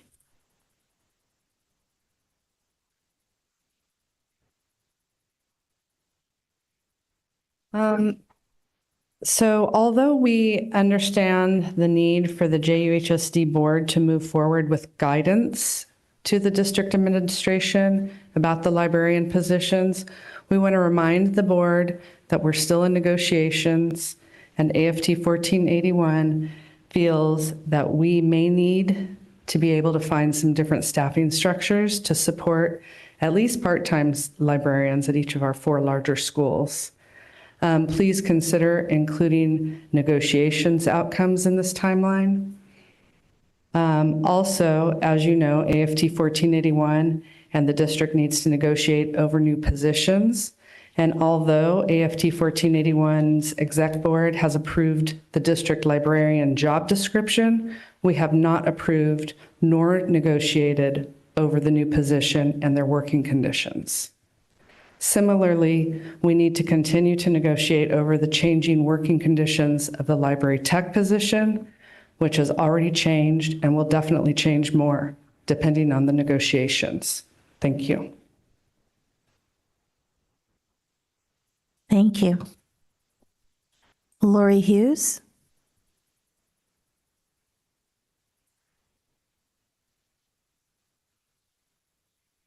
Hello. So, as you heard from Oceana stakeholders at the board meeting that was held at Oceana, our community is strongly opposed to eliminating the librarian position. The district did not follow its own prescribed decision-making process, and if they had, I do not think we would be in this situation. As stated on the district website, the equity tool says, quote, using an equity lens will help us recognize patterns of inequitable experiences, predictable outcomes, and unintended consequences in our system. It will help us identify potential impacts to those who are underserved, inadequately served, or disenfranchised so that we may eliminate structural barriers, systemic inequities, and disparities in educational outcomes. Additionally, it says, under process and communication, it states, quote, what is the plan to gather input and data? How will we make it easier for people to participate? How are our processes supporting the empowerment of communities historically most affected by these inequities? This is what it says our decision-making process is. If this tool had been used, the district would have learned how the librarian supports our underserved students. Students with IEPs who need additional support, whether it is a safe learning environment outside of the traditional classroom, or students with IEPs or ELL students who need additional guidance with their exhibitions. The librarian provides crucial support for students who have limited access to research opportunities. The librarian opens the library before school starts for students who have to come to school early. And there is a certificated staff member there before school starts to help students who need that help. I strongly believe, as someone who has worked in this district for over 25 years, that if you had followed your own process, we would not be here. And since the district did not follow this process, I question whether it is wise or equitable to move ahead with this decision. And then just in response quickly to Ms. Baca's comments, Yes, no one was laid off. But for example, if Mr. Weiss had moved into the classroom, would all of the humanities teachers been allowed to stay? So we need to look at what is really the impact of this. And then again, we're talking about personalized relationships. I question, how can a district librarian going to 5 different schools provide personalized attention? As someone who has worked in schools, it takes a year at least working in the school to understand that community and that program. So, and finally, which the Monica brought up, is what's happening to the library tech? What are we expecting of them? And are we paying them more? There are all kinds of problems with this, and I strongly urge you to vote against this proposal. Thank you. Thank you. Laura Hodder.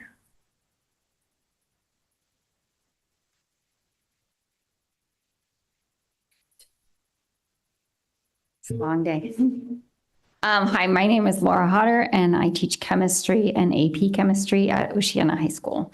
I come here tonight to speak on behalf of the library program at our school and to encourage you to reject any proposal to remove the position of librarian at Oceana. I'm deeply concerned about the process around the decisions being made tonight. When we first learned that our librarian position would potentially be cut, we tried to make our voices heard. We spent a lunch hour in a meeting with Superintendent Presta to voice our concerns. Students, families, several alumni, staff attended the board's school site meeting where we spoke at length about our school's needs regarding this position. And there we were encouraged to get more involved in the district's decision-making. So we sent multiple teachers to the district's LCAP meeting. We wrote a comprehensive letter signed by almost every member of the staff, a couple were sick that day, to teach the district about our needs. And we are here again tonight to make our concerns heard. Based on the slideshow presentations we have reviewed for this meeting, it appears that none of this has been taken into account, and a proposal to remove the librarian position is moving forward. Our librarian reports that not once in the last 2 years has anyone at the district reached out to him to learn about what he does for our students, what multiple roles he plays at our school, and how we could work together to strengthen students' experiences. This violates the district's equity protocols, which demand stakeholder input throughout a decision-making process. Furthermore, the proposed calendar on tonight's slide presentation recommends eliminating the librarian positions tonight, hiring a district librarian in April and May, and then only after making these momentous decisions, scheduling a needs assessment. Shouldn't the needs assessment come first? We've been working to make our needs known on this issue for the past month, but I see no reference to that in any of tonight's presentations. We would like to be part of the conversation. As stakeholders, we can help you look at the budget to find money for our school's needs, and we can point out money that has been less effective in supporting our students, such as contracts for online tutoring services that our students actively dislike and never use, or tens of thousands of dollars for speakers who are not nearly as inspiring to us as our own students are. I ask you once again to please consider our students' needs and their powerful voices when you make your decisions tonight. We've done everything that we can to demonstrate our community's strong feelings on this topic, and we ask that you, as our elected officials, listen to these voices and represent our interests in this meeting. Thank you. Thank you. Erin Peters. Hi, my name is Erin Peters, and I'm a teacher at Oceana High School. I've taught in this district for the last 20 years at 2 different school sites. Thank you for having us here tonight. You're being asked tonight to vote on cutting the site librarian positions. Please do not vote to do this. I know you've heard from our parents, staff, and students, but I am here to remind you why our school site is unified in opposition to cutting this position. Corinne, do you mind going back to the first couple slides that were in this presentation? These had the goals for the new district-wide librarian, And it all sounds great, it really does. But it is absolutely impossible to do that work. I mean, I read that sentence and it just deeply overwhelms me because right now we need more librarians. I just feel like completely shocked that we're going to go from 4 librarians to 1 librarian that's going to be asked to do those things. And do you mind clicking to the next slide too? And all of those things. These are additional challenges that our society faces right now. It's not a time to go from 4 people to 1 person. God, I need to think I teach humanities. Okay, sorry, I got a little off script because I was overwhelmed again. I had watched, we viewed these slides before we came to the meeting tonight. Anyway, let me get back to this. Positions that are housed at the district office are further away from our students and staff who need their support. Over the last handful of years, the district has added positions that do not support students directly. Moving essential positions away from students we serve is unacceptable. Next, you did see in the slides part of the library proposal to conduct a needs assessment. This is deeply confusing to me because it seems like the needs assessment should have happened first. And also, we have actually been very clear about our needs. Very clear. From the board meeting at Oceana to the letter we sent you signed by our entire staff to attending the LCAP meetings, we have done everything you asked us to do. And we are asking that you can reconsider this decision tonight. Third, removing librarians will increase the amount of work. As you can tell, I'm very nervous about. It will increase the amount of work on our remaining staff. It's one less person on our site, and now we're going to be asked to pick up those pieces. We will have to conduct research lessons with all of our students at each grade level. We will have to become experts in researching, using technical journals, databases, accessing research that has been recently removed from government websites. We've already been addressing this very year. Excuse me, the time has run over. Okay, I'll skip ahead to the end. It's essentially increasing the amount of work for every single member of our staff at Oceana by cutting this position. It is unfair to do to the library technician, and it is inappropriate to cut. I urge you to vote no tonight and not cut this position. Thank you. Thank you. Tony Marilich.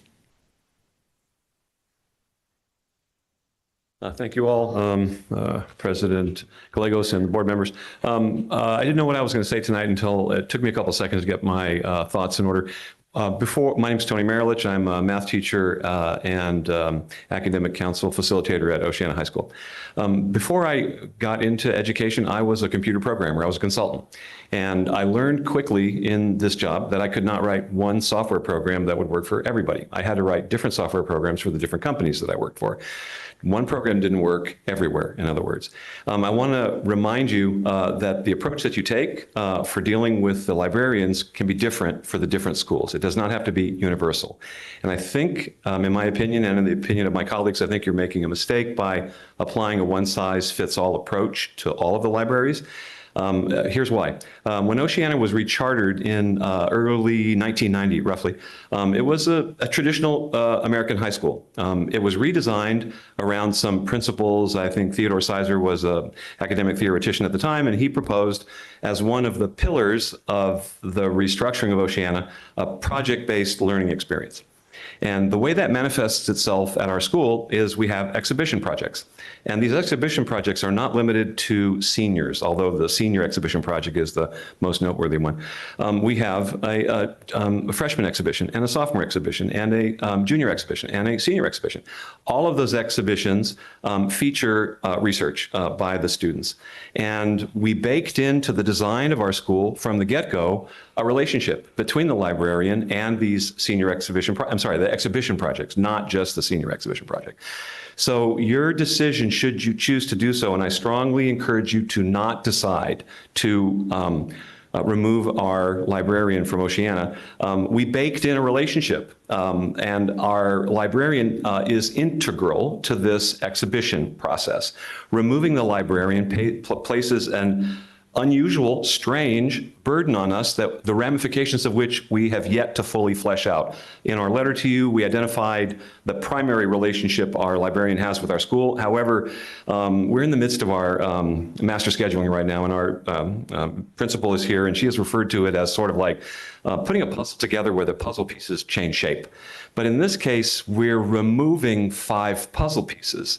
The 5 sections that we're losing from this librarian. So it places an extraordinary burden on us, and I can't say that the burden is more or less than other schools, because I don't know how the other schools operate. However, at Oceana, it's causing all kinds of haywire, and we don't know the ramifications fully yet of doing it. Please table this. Please defer your choice, and it's your choice. Please table the decision to remove our librarian for the point after which the needs assessment is done. I agree with my colleagues, the decision-making's out of sequence. The needs assessment should come before the decision. Thank you. Thank you. And those are all our cards. Thank you, everybody. I'd like to open it up for any questions or comment at this point. I would like to add, as a senior taking senior exhibition and having like a big practice going on tomorrow, I would like to say, like, I do take senior exhibition seminar, and I purposely did it just to balance my AP classes and score well in this exhibition project. And I don't think I would have scored well in my paper if I did not have the time to have a senior exhibition. Not only that, I'm a student who also takes courses outside of school. So having this time to just kind of balance everything, take a break, step back, I think is very valuable. Not only that, if we're comparing our school differences with our librarian techs, Oceana is a well-known academic school.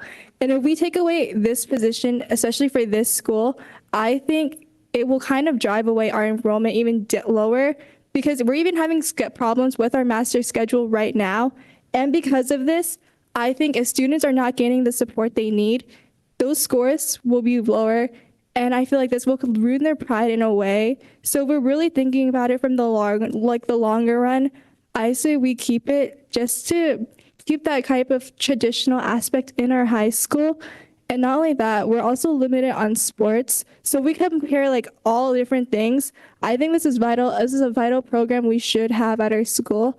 And if we're focusing on the equitable idea, and we want to give students the best opportunities they can get, I think even Mr. Weiss in the library, I think he's a very resourceful man.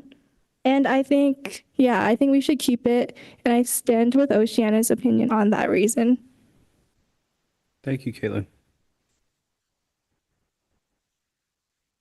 Would anybody else like to add to that? I have a question. So I've heard a lot about like the cons of this. What exactly are the pros of it in the first place? Because I'm hearing a lot of the cons and it's making me be like, oh, like I don't think this is a good idea now, but I want to hear some of the pros because, you know, you guys are proposing this for a reason. And I just want to hear that. Because I'm like, oh, this doesn't seem like a good idea now. Yeah, I believe this started with a contract negotiation. In negotiations, Ms. Baca, are you able to speak to a little bit of any of that stuff, or to give it some clarity? Contract negotiation? I don't know. Yeah, I mean, wasn't. Maybe Ms. Van Raphorst. Oh, Miss Tina Van Raphorst, maybe. Well, one of the things that this will bring to us is basically re-envisioning and reimagining what a library could be. So we get to basically start all over. And just, you know, providing a more centralized support with the library program, because right now it's operating like very, very differently. And we would like to make sure that there is like one central leader, teacher leader that would help us like redesign a library that is, you know, library of the future. And as you mentioned, President Gallegos, this was a topic in negotiations last year. When we closed negotiations, it was with the understanding that the librarians would go back into the classroom in 25-26. That was part of the AB 1200 document that comes to the board for approval of the settlement agreement. And without the reduction of those staff members, we would not have been able to show the county that we could afford the raise that we proposed, or the total package of salary and benefits increase. So that was the reason that this came forth. Every interim report that we've had between now and then has also had this reduction in it.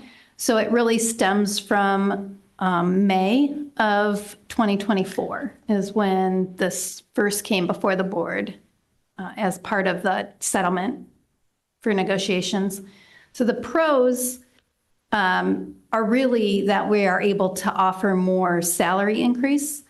And this is not something that's unique to this school district. There are many other school districts that format their libraries in this way and are very able to meet the needs of students with a district librarian guiding classified staff in the libraries. So to add on to that, just as an example for like the other school districts, so Sequoia Union does have one FTE for each of their school site, and they have 8,520 students. So they have one FTE for certificate librarian, and there's also one FTE for each of the classified staff at each of the school site. San Mateo Union, with 8,777 students, has one district librarian for the whole entire district. But they do have a classified staff at each of the school site, and their FTE ranges from 0.5 to 1.0.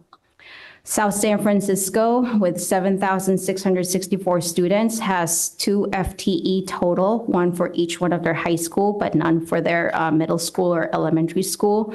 And they do have classified staff working at the school sites.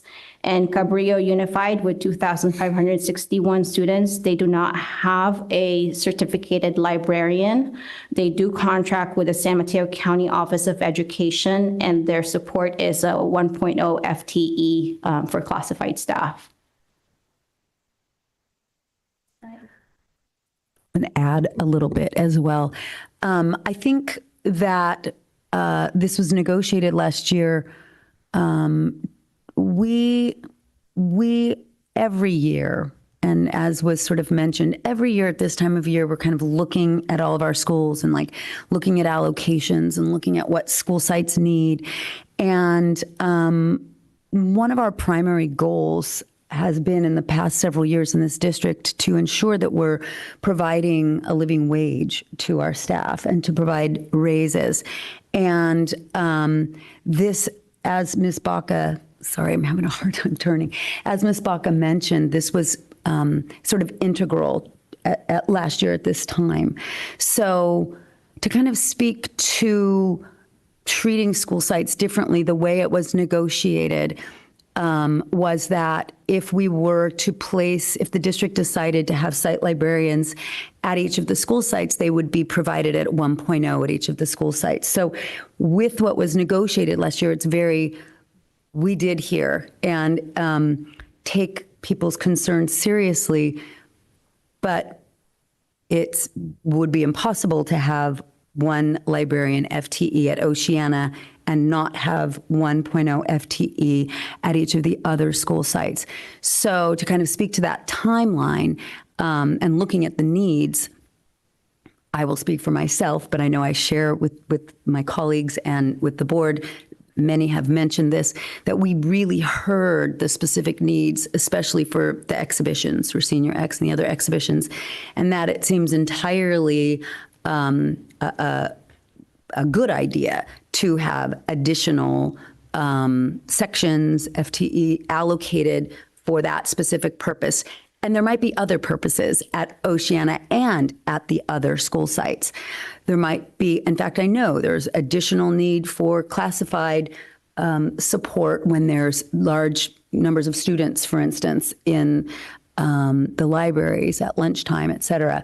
So when we talked about a needs assessment, it was, moving forward, what additional staffing would be needed at the different school sites, because it's different at each of the school sites. But with how the negotiation landed last year, with what is in the contract, we're sort of tied to that. So that's just additional context. Yeah, so Eden, I understand, it's kind of like when about a year ago, when this came to us as a way to give our teachers and staff a raise, which we always struggle to do.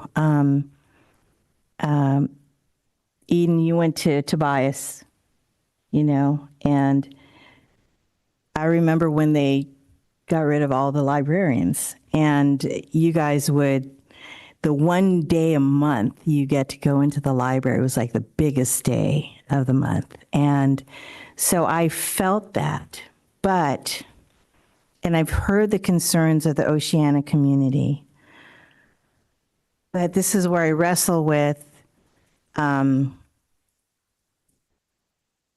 we need to, what is best for the district? So when our negotiations went in that direction, I had to trust that when the union voted to accept that, I had to trust that this was the best way to go, and that we weren't going to be letting go any teachers, that our librarians would be back in the classroom, that we would not be closing the libraries. It would still be open to students.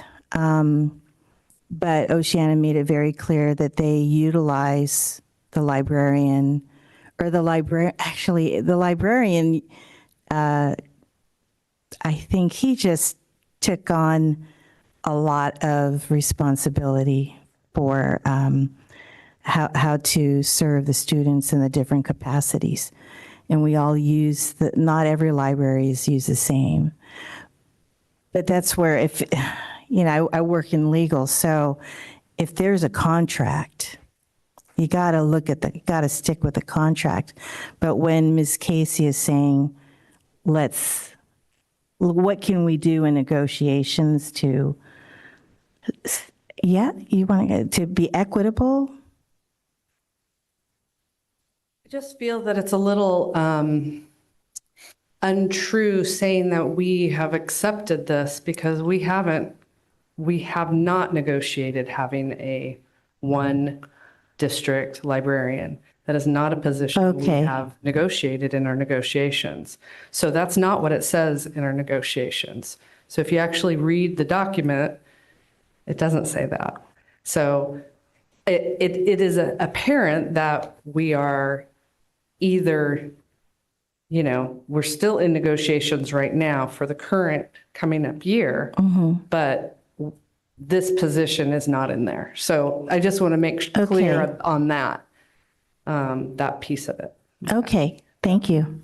So, and the contract is available for everyone to look at. I mean, I can read it, but I don't. Yeah, I wasn't saying that. I was saying what was negotiated last year about the site librarian. That's what I'm referring to. Right. Okay. Okay, so just so I am clear on where everything is at, this particular item on the agenda is just a discussion item. We are not voting on anything on this item. Right. The next agenda item will be the second interim, which makes some assumptions about how we're finishing the current year, and making some assumptions based on current contract and other potential assumptions for the next 2 years beyond that. So, that's correct. So we're looking at eventually we'll have a 25-26 budget, which potentially would have either this district librarian or potentially something else that may be negotiated, perhaps these additional FTEs that you are discussing, Superintendent Presta, with regards to a needs assessment at each school site. And especially since Oceana has been very clear about the need for the additional help for senior exhibition, it does make sense to me that we would have some additional FTE support, in a research capacity specifically, or maybe for that senior seminar class to support those students. I agree. Yeah. Tina? I just want to point out that in the timeline, the idea is to hire the district librarian prior to the end of this school year. So when I give my presentation, I had planned to be very clear that in approving this second interim report, you are approving the district librarian, or you have the option to, approve the report, but tell me not to move forward with the district librarian in future budgets and have the discussion more in April. Does that make sense? So there is an action item. It's not this one. It's the next one. Okay. Okay. Another question, though, with regards to this topic, with regards to the library techs, because we did hear about the concern about the workload on the Oceana library tech, but I presume, the role, again, of library techs at each site are probably different. And so what level of professional development, what level of support could be given when we do the needs assessment to ensure that the library tech at Oceana in particular isn't overwhelmed given this particular reality? So any thoughts on what has been, and anything about what's been thought about so far based on initial assessments? So what I'm hoping is to really get our district librarian hired so that we can consult with this person and kind of help me, because they are the expert in trying to figure out what really needs to happen in the library. They're also, of course, having a conversation with our library technicians and really see what is it that they need support on. And we've also talked about that, when I did speak with them in the fall, and some of the concerns that they have brought up is concerns about supervision. And so we had talked about, well, maybe we can have other site, like, for instance, a campus supervisor there during brunch or lunch to help with the supervision. And just to clarify, because some folks did not know this, is that classified staff could be in the library as long as there is a certificated staff available, like immediately, like in the vicinity. And so, figuring all that out, it's really hard to say right now exactly what is the need without really having a conversation. And also, well, here's another example that what they're hoping to have is the library has been used for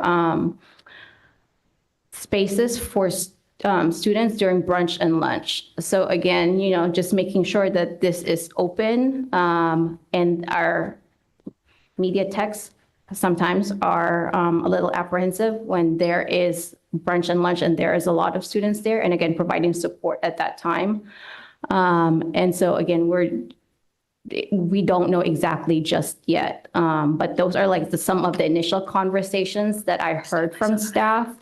The other concerns that they brought up is scheduling classes in the library. So those are the kinds of like technical things that we can figure out, like, how do we use the calendar effectively so that classes can come in and be scheduled and use the library when they want. And so those are the things that our library techs have asked for. There are also some organizations that provide professional development for our libraries and library techs. And in addition, I am in contact with the San Mateo County librarian, and she is more than happy to help and support our new program with our library techs and district librarian. And so she said, just contact her, and she's more than happy to, be a partner. May I add something? So I feel like we, as Tina, as Deputy Superintendent Van Ramphorst said, in the second interim budget, we are budgeting for a district librarian. I do recommend that we move forward with that. I think that we need, so I don't sit in on negotiations, so I don't know if something has been proposed by the union to have different site librarian FTEs at each site. So I'm just not privy to that information. Perhaps that is something that, but according to what's in the contract currently, we either have one FTE at every school site of a site librarian. Okay. If we have anything, we have 1.0. That's what's currently in the contract. So I'm not sure how to make an exception. There's not room for exception the way that the contract reads now. I'm not saying that that doesn't get negotiated and that, like, I don't know, but that's like, we're sort of caught in this place where we sort of can't say that unless that's renegotiated differently. I do think it's important either way to have that district librarian. If we're not having 1.0 at every school site, we will need a district librarian. So I do encourage, I think when we get to the budget, but just want to clarify that, I'm not sure how we have one FTE site librarian at one site, if not at all sites. I have a question. What is FTE? Oh, yeah. Thanks, Eden. Full-time equivalent. It's like a full-time position. Yeah. Thank you. Yeah. So this is a discussion. Yeah. Yeah. Yeah, thank you guys for advocating. I mean, this is obviously not an easy thing to do.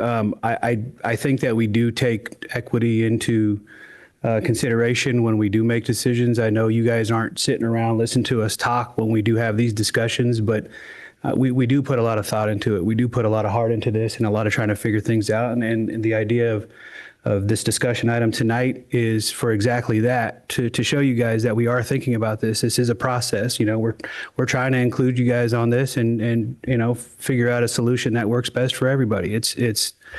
We do have to keep the entire school district, in our view, though, when we're making these decisions. And, I understand from your guys' point of view, that's probably not as easy to see as it is for us because you're focused on your guys' community, your school, and what's happening over there. But we have to see it, in a different light. So I appreciate you guys coming out and shining more light on that situation and giving us more insight on that. That's all I really want to add to that for now. And I just, unless there's anything else anybody wants to say, I think we'll move on.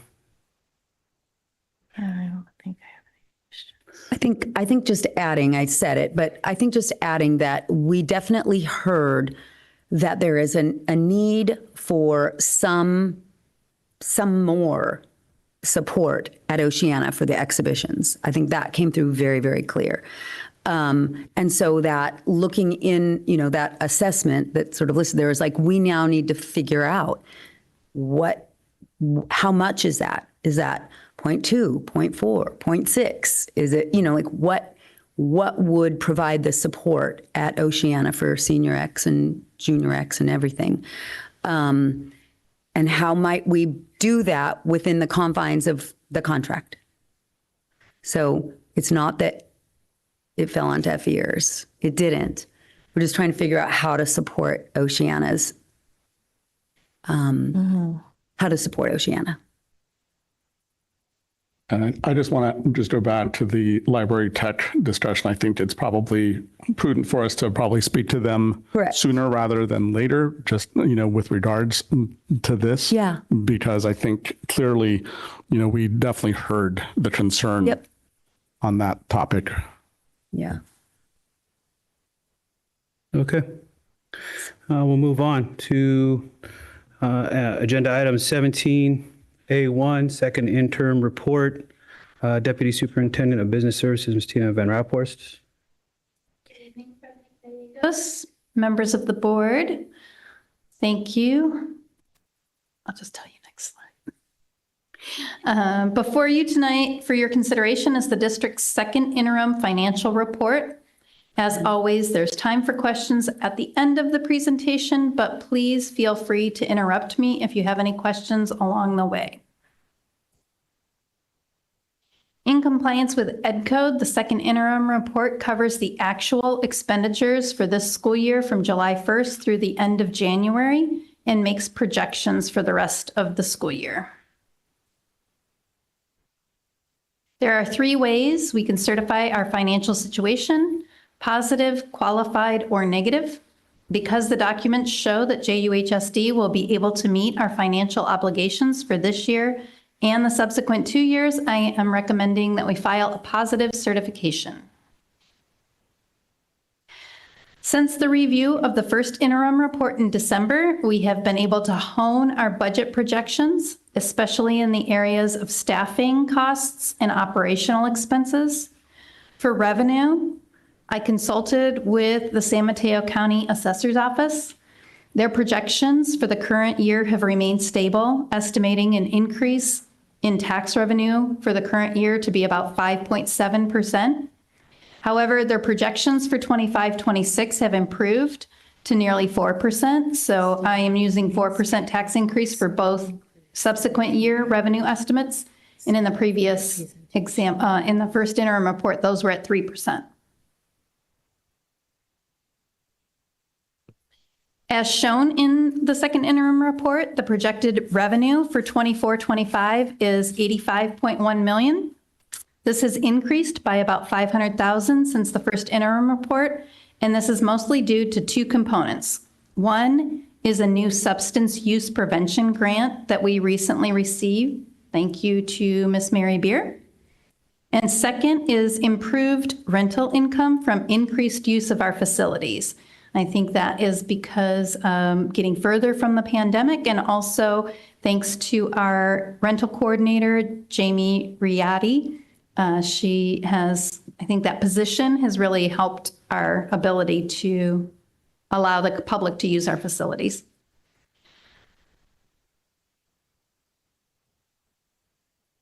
The expenditure estimates remained at about the same as before, 89.9 million.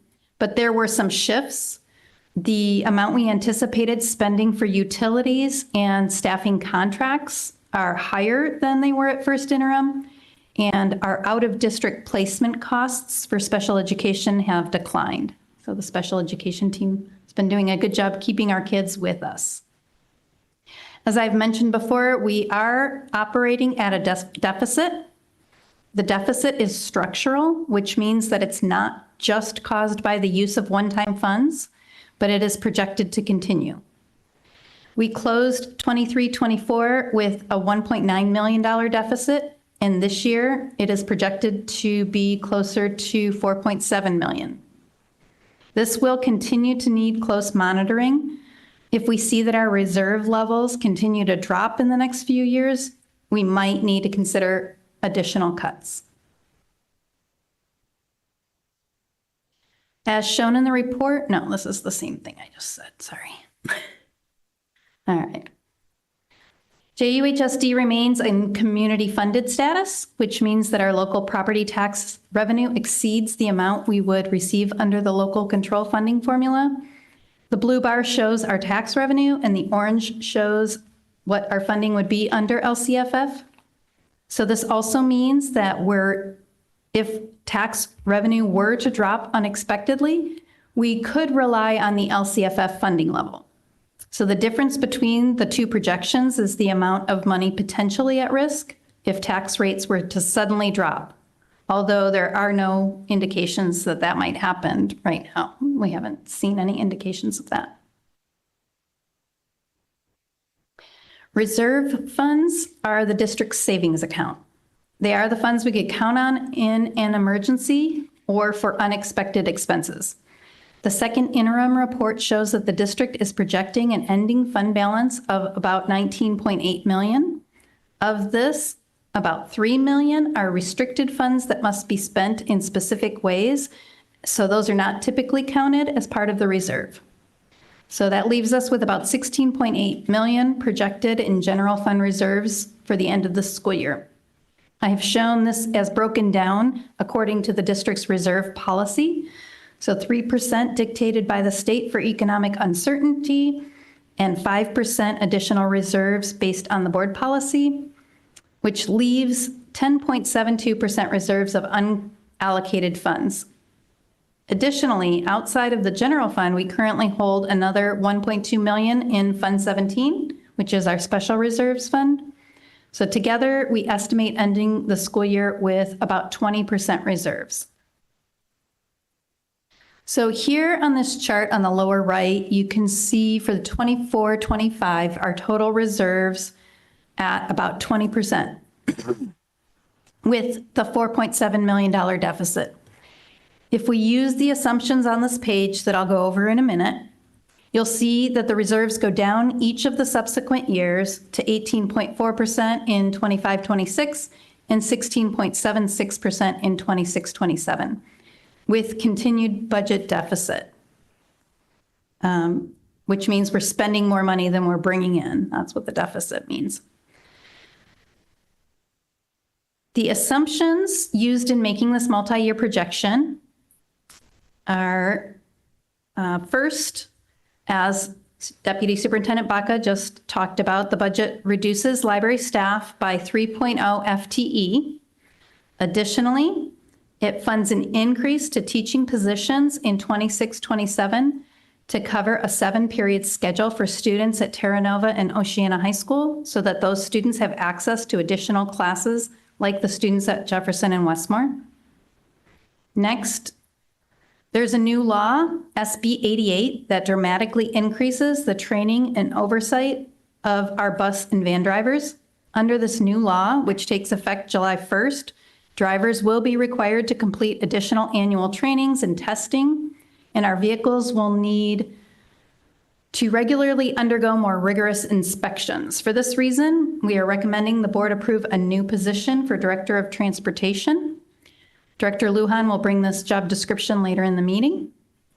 Currently, Director Peppers oversees maintenance, custodial, operations, rentals, transportation. So we would like to hire someone with expertise in transportation management so that we can comply with this new law. The state does provide us annually with about $1 million to cover transportation costs. And I believe that adding the transportation director would be cost neutral in that we won't need to pay contractors or teachers and trainers to train our drivers. And we won't have to, have special software to monitor the vehicle maintenance. We will be able to rely on a transportation director. It will also allow Director Peppers to improve his oversight of maintenance and operations of our facilities. Also in the multi-year projection is an increase of FTE for athletic trainers. All of the other high schools in our area have trainers on staff, and we are often out of compliance at our sporting events when we cannot find a contracted person to serve in this role. So we contract for training services right now, and we aren't able to always find someone, and also that is more expensive. So we are budgeting for that. That's in the multi-year projection. Next, in 24-25, we provided a 2.4% salary increase. This budget projection does not include any future raises, but we are currently in negotiations, as was stated earlier. If we settle on another salary increase, it will further reduce the reserve levels. We also have covered the increase to our health premiums for our staff this year. That was part of negotiations for 24-25 to 100% pay the increase in health premiums. For the multi-year projection, I have adjusted for inflation for the health premiums. So if the premiums go up by more than inflation, then that is not in this budget. Also in the budget, as presented, is additional contributions to Fund 17 to grow the special reserves, to get to the goal the board set in our board policy. The increase to PERS retirement system is included in the multi-year projection. STRS is remaining flat in the coming years, according to projections. And lastly, the utilities and other operational costs are budgeted at the rate of inflation. In approving the second interim report, you will be approving moving forward with the 2 highlighted items, or you may approve the report but give direction not to move forward with either or both of those items. The components of this that are not highlighted would be discussed further at our April work study. Any questions on that slide? I know I said a lot during that part. Okay. So looking ahead, the second interim report reflects all of the updated information that's available. We will then spend some time together in April discussing the 25-26 budget. This will coincide with the schools finalizing their master schedules. As in previous years, we are working with the site administrators to ensure that we are staffing tightly. Part of our ability to continue to offer raises and maintain fiscal stability is working to make sure we maintain staffing levels that match enrollment. Then in May, we'll learn more about the governor's budget projections. I will incorporate that information and present the 25-26 budget during 2 meetings in June, one for public hearing and one for adoption. And that is it. I want to thank you, President Gallegos. I recommend tonight that you approve the second interim report as presented. Thank you, Tina. Before we take that vote, though, I believe there were a couple public comment cards for this item. And so the previous speakers had also indicated that they wanted to speak on the library presentation and also the second interim. Did you still want to speak on it, or is it already combined? So, okay, so Lori Hughes. So I wish I could channel Corey Hardig. I can't, but at the board meeting at the school, she brought up multiple ways where the funding for the librarian positions, there is money. So I don't have that data here. I do trust Corey. She does a fabulous job. So I think I would urge you to be careful in saying, you know, this has to happen because of this. And then another point, I have concerns as a union member voting on a contract that cuts positions at different sites. And yes, the contract, the union voted to pass this, but it was not something that the majority of Oceana staff voted yes on. So I think it made me very uncomfortable to say, well, you want to raise, but you're going to cut these positions. That felt very uncomfortable, and I don't remember ever having done that before. And then I just, again, really have to question this district librarian. I ran bookstores for 20 years, and then I was a library tech at a high school. And it just, I don't see how that's going to work and have personalization and do the things that we need to do, especially, as has been said before, in the years with AI and things like that. I think all the sites in however they need to do, and I don't want to tell Westmore what to do or Terra Nova. They're all good schools. They all figure it out. But we need that expertise on site. I can't say enough about, as teachers, we need that phone call to talk to someone. Aaron Peters was just saying about this. When the government takes down information, what are we doing? I think all the schools need librarians. Anyway, thank you. Thank you. Thank you, Lori. Oh, I forgot. I don't know. Laura says. So do Laura Hodder, Aaron Peters, or Tony Marilich, would you like to speak again? Okay. Could I ask you kindly to return to the slide that has the two entries on it that you have highlighted? I want to thank Tina for designing the presentation in such a way that she provides you the latitude to vote in two ways. And I would like to request and encourage you to vote with the second option, which is which defer the decision on the 4 FTE site librarians and the director of transportation, that piece of it. I believe she's presented you with two options for voting. Kindly choose the latter. The latter will provide us the opportunity to work with you better to figure out what to do, particularly at Oceana, specifically at Oceana. And that's my point. Kindly vote on the latter option, please. Okay, thank you. And that's all. All right. So moving on with the motion to recommend the second interim report budget of 2024-2025. Can I get a motion to approve? Not yet. I have some questions still. First of all, I know looking at the federal revenue, which I think, I've got some heartache over potentially. That's 2.486 in the second interim. Do we have any thoughts about what level of risk might be associated with that? I mean, it's not an insignificant amount, and it's about the value of one of our parcel taxes. Thank you for asking that question.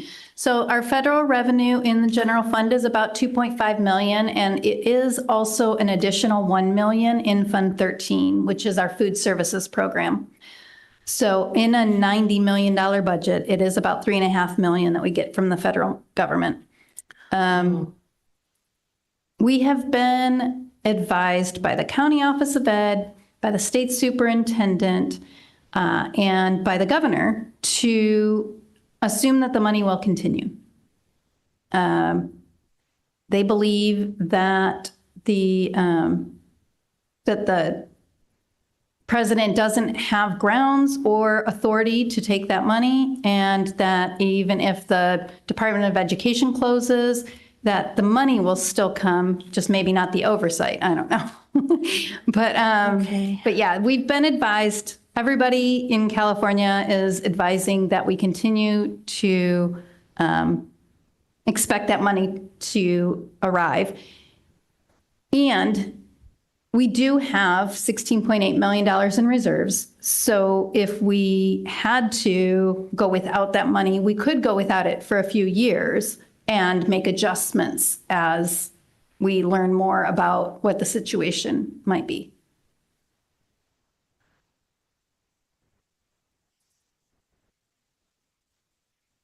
Any other questions? I just want to play devil's advocate. What are the ramifications if we don't?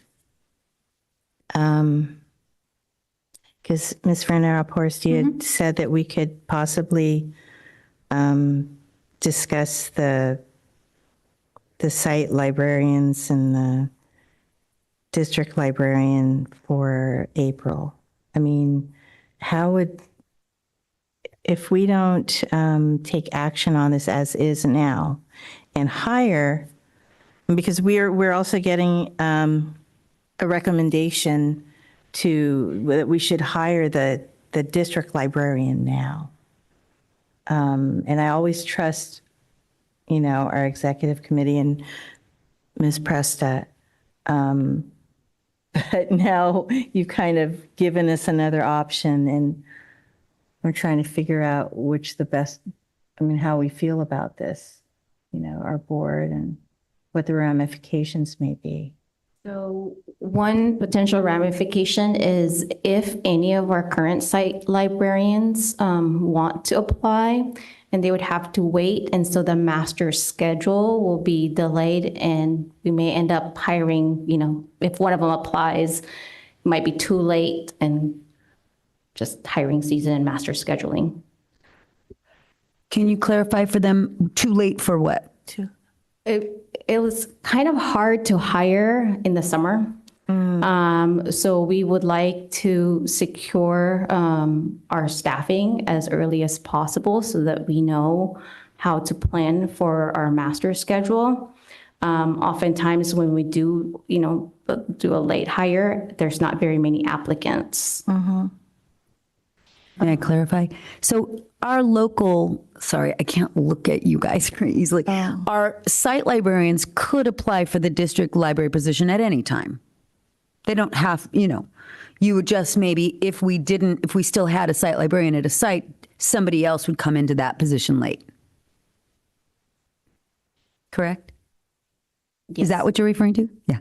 And I think, like financially, as Ms. Casey mentioned, we are currently in negotiations, and the assumptions that we are working under in negotiations is this, because it was, it's been part of the budget ever since it was agreed upon in May. So it could potentially stall negotiations, or it could, we would have to go back into closed session and talk more about the impact to negotiations. Okay. And so if we agree to, pass this motion tonight for this budget, is there a chance to still negotiate something afterwards as far as site librarians or how we go about allocating librarians for certain sites based on needs? Yes, all you're doing is providing us with direction to how to proceed until the next time we talk. So we could proceed with hiring a district librarian and continue our conversations with the sites about what kind of support they need. And in April, decide on a different way to capture that $400,000 that would be saved. Or, look at different possibilities. But it would have us moving forward down the path. Okay. Yeah. Anybody else want to add to that? I'm just going back to the discussion from the previous agenda item where we would be, I think it makes sense, at least to me, that we would move forward, with looking at more of a research type of role to support Oceana, as you suggested, Superintendent Presta. I think in light of the way this is structured, and obviously there's things that need to be negotiated with even that type of movement. But I think I am concerned about the fact that we would not be getting potentially the best candidates with either the district librarian or the director of transportation position if we were to delay further, because we do know historically the spring is the time when we hire and recruit. And that's when the best candidates are typically out there. And it's the same thing whether it is somebody internal who wants to apply. I think we want to look at them and compare them against who else might be out there. Yeah. I think I'm only really comfortable moving forward with this decision, knowing that we still have the ability to negotiate something like that for site-specific needs. So that's why I just wanted to make sure that that was still on the table for, we have time to do that. It's obvious that Oceana does have really specific needs for the programs they have going on over there. So, but I don't want to hold this up any further either. As Andy stated, I do kind of want to get the ball rolling on that. So. Right. And now that I realize that it could stall negotiations, we don't want that either. Okay. May I add something? I think it's just when we've talked to the board about, sorry, I can't really look at you, because I can't turn my neck.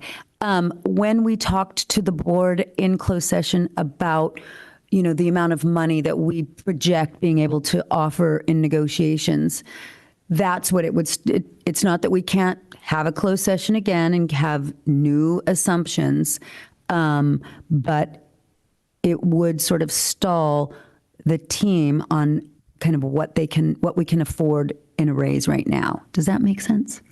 We would just have to have another closed session to talk to you. Tina would have to have new assumptions. I don't think we should be discussing what we discuss in closed session. Yeah, no, I agree. I mean, I'm not openly, like right now.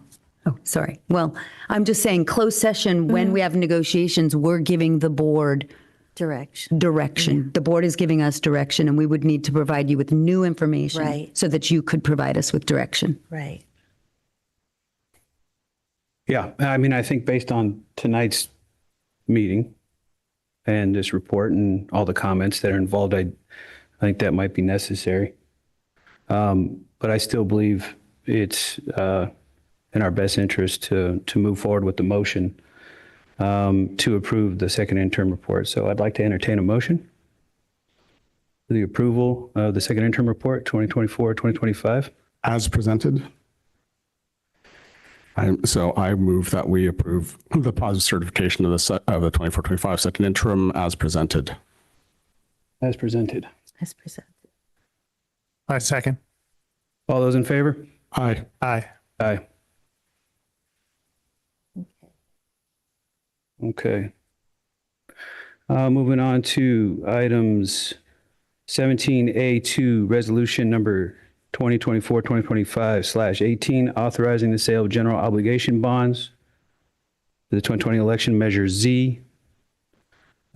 Deputy Superintendent of Business and Services, Ms. Tina Van Raphorst. Thank you, President Gallegos.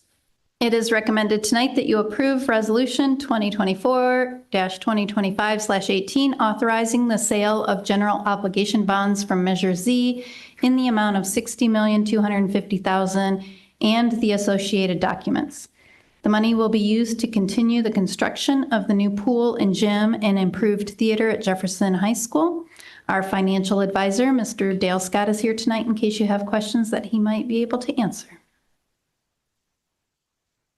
Are there any questions?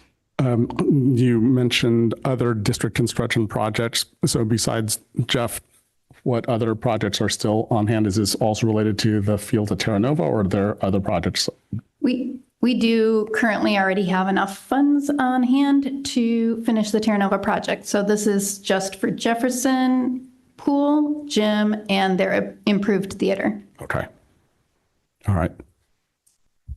Move to approve Resolution 24-25/18. Second. All those in favor? Aye. Aye. All right, moving on to 17A3, resolution number 2024-2025-19, authorizing the issuance and sale of 2025 refunding general obligation bonds for the purpose of refinancing outstanding 2015 general obligation. Thank you. This resolution, if approved, authorizes a refinancing of the outstanding 2015 general obligation bonds, which would result in a savings to the taxpayers of our community. Again, Mr. Scott is here to answer any questions you might have.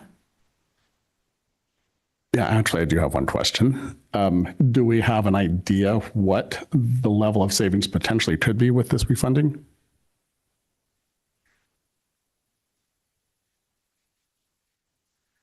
Good evening. Let me start by saying that the bonds that are being refinanced have very few years left on them. So it's not like it still has 20 or 30 years to be refinanced and you can refinance. These are going to mature in about 6 years. For that reason, as you can imagine, the savings are not enormous. We estimate it'll be approximately $1 million taxpayer savings. But that will go down every year and be less and less just because every year you're getting rid of a year of payment. So I see it as, since you're doing the general obligation bond, it makes sense to just kind of tag it on, pick up the savings, and move forward. Great, thank you. Move to approve Resolution 24-25/19 with the refunding general obligation bonds. Second. All those in favor? Aye. Aye. All right. Moving on to 17B1, Human Resources, job description, Director of Transportation. That'll be Ms. Dana Lujan. Good evening, everyone. Before you this evening is a new job description for the Director of Transportation, as mentioned by Deputy Superintendent Van Raphorst. California Senate Bill 88 comes with a lot of new requirements for our transportation department, so this position will be responsible for the oversight of in-house training and the ensuring we maintain compliance. Thank you. Any questions? I have a question. So is this something that we are deficient on right now? And Great wondering. At this time, we are compliant. California Senate Bill 88 goes into effect July 1. So we have time to fill the position and ensure that we start July 1 in full compliance. remain in compliance? Remain in compliance, yes. Thank you. This is just probably more of a practical matter. Where do we find somebody with this skill set? Do we poach somebody from another district? Are we talking about hiring somebody from Muni? What's the skill set? Well, I'm hopeful that I can play nice with my district neighbors and not have to poach. So we will recruit widely. This is one of those positions that I'll post on Edjoin like usual, but I'll also post on LinkedIn. And then we're in hiring fair season, as you mentioned. So there are all kinds of unique people that I am meeting at the college fairs. They're not specific to educators. So this is a really great opportunity to start really personally connecting with folks. Great. Okay, thank you. Elbows up. Thank you, Ms. Lawrence. Thank you for answering my wondering. Anybody else? No. Okay, can I get a motion to approve? So moved. Second. All those in favor? Aye. Aye. All right, 17B2 job description updates. Thank you. So the job description you just approved encourages several other job descriptions that should be updated, some of which you recently just approved. For example, van driver, you just approved that update, but the previous job description had one director of maintenance, transportation, and operation. So we wanted to separate out and be very clear which supervisor our different members of the OS unit reporting to. And we also wanted to make sure that we updated the Director of Maintenance and Operations job description to pull out the transportation requirements. And then further, there was a related position that was previously titled Transportation and Facility Rental Specialist that should be retitled and the duties reorganized to be just transportation and dispatch. So they only report and work with transportation because we already have someone who's taking care of rental facilities. Okay. Motion to approve the job description updates. Second. All those in favor? Aye. Thank you, Ms. Luan. 17B3 classified job description updates. Thank you again. This is the a small batch of classified positions that AFT 1481 and I were still negotiating final updates as part of the class and comp study. So these 4 positions have been gone through the class and comp study. They received employee feedback. They went through administrator feedback, as well as AFT 1481 feedback, and we have come to agreement on these 4 positions. Thank you. Any questions? Move to approve these classified job description updates. Second. All those in favor? Aye. All right. Thank you. Thank you, Ms. Luan. Unless there's any consideration of future agenda items, I'd like to motion to adjourn, please. So moved. Second. All those in favor? Aye. Aye. 9:48.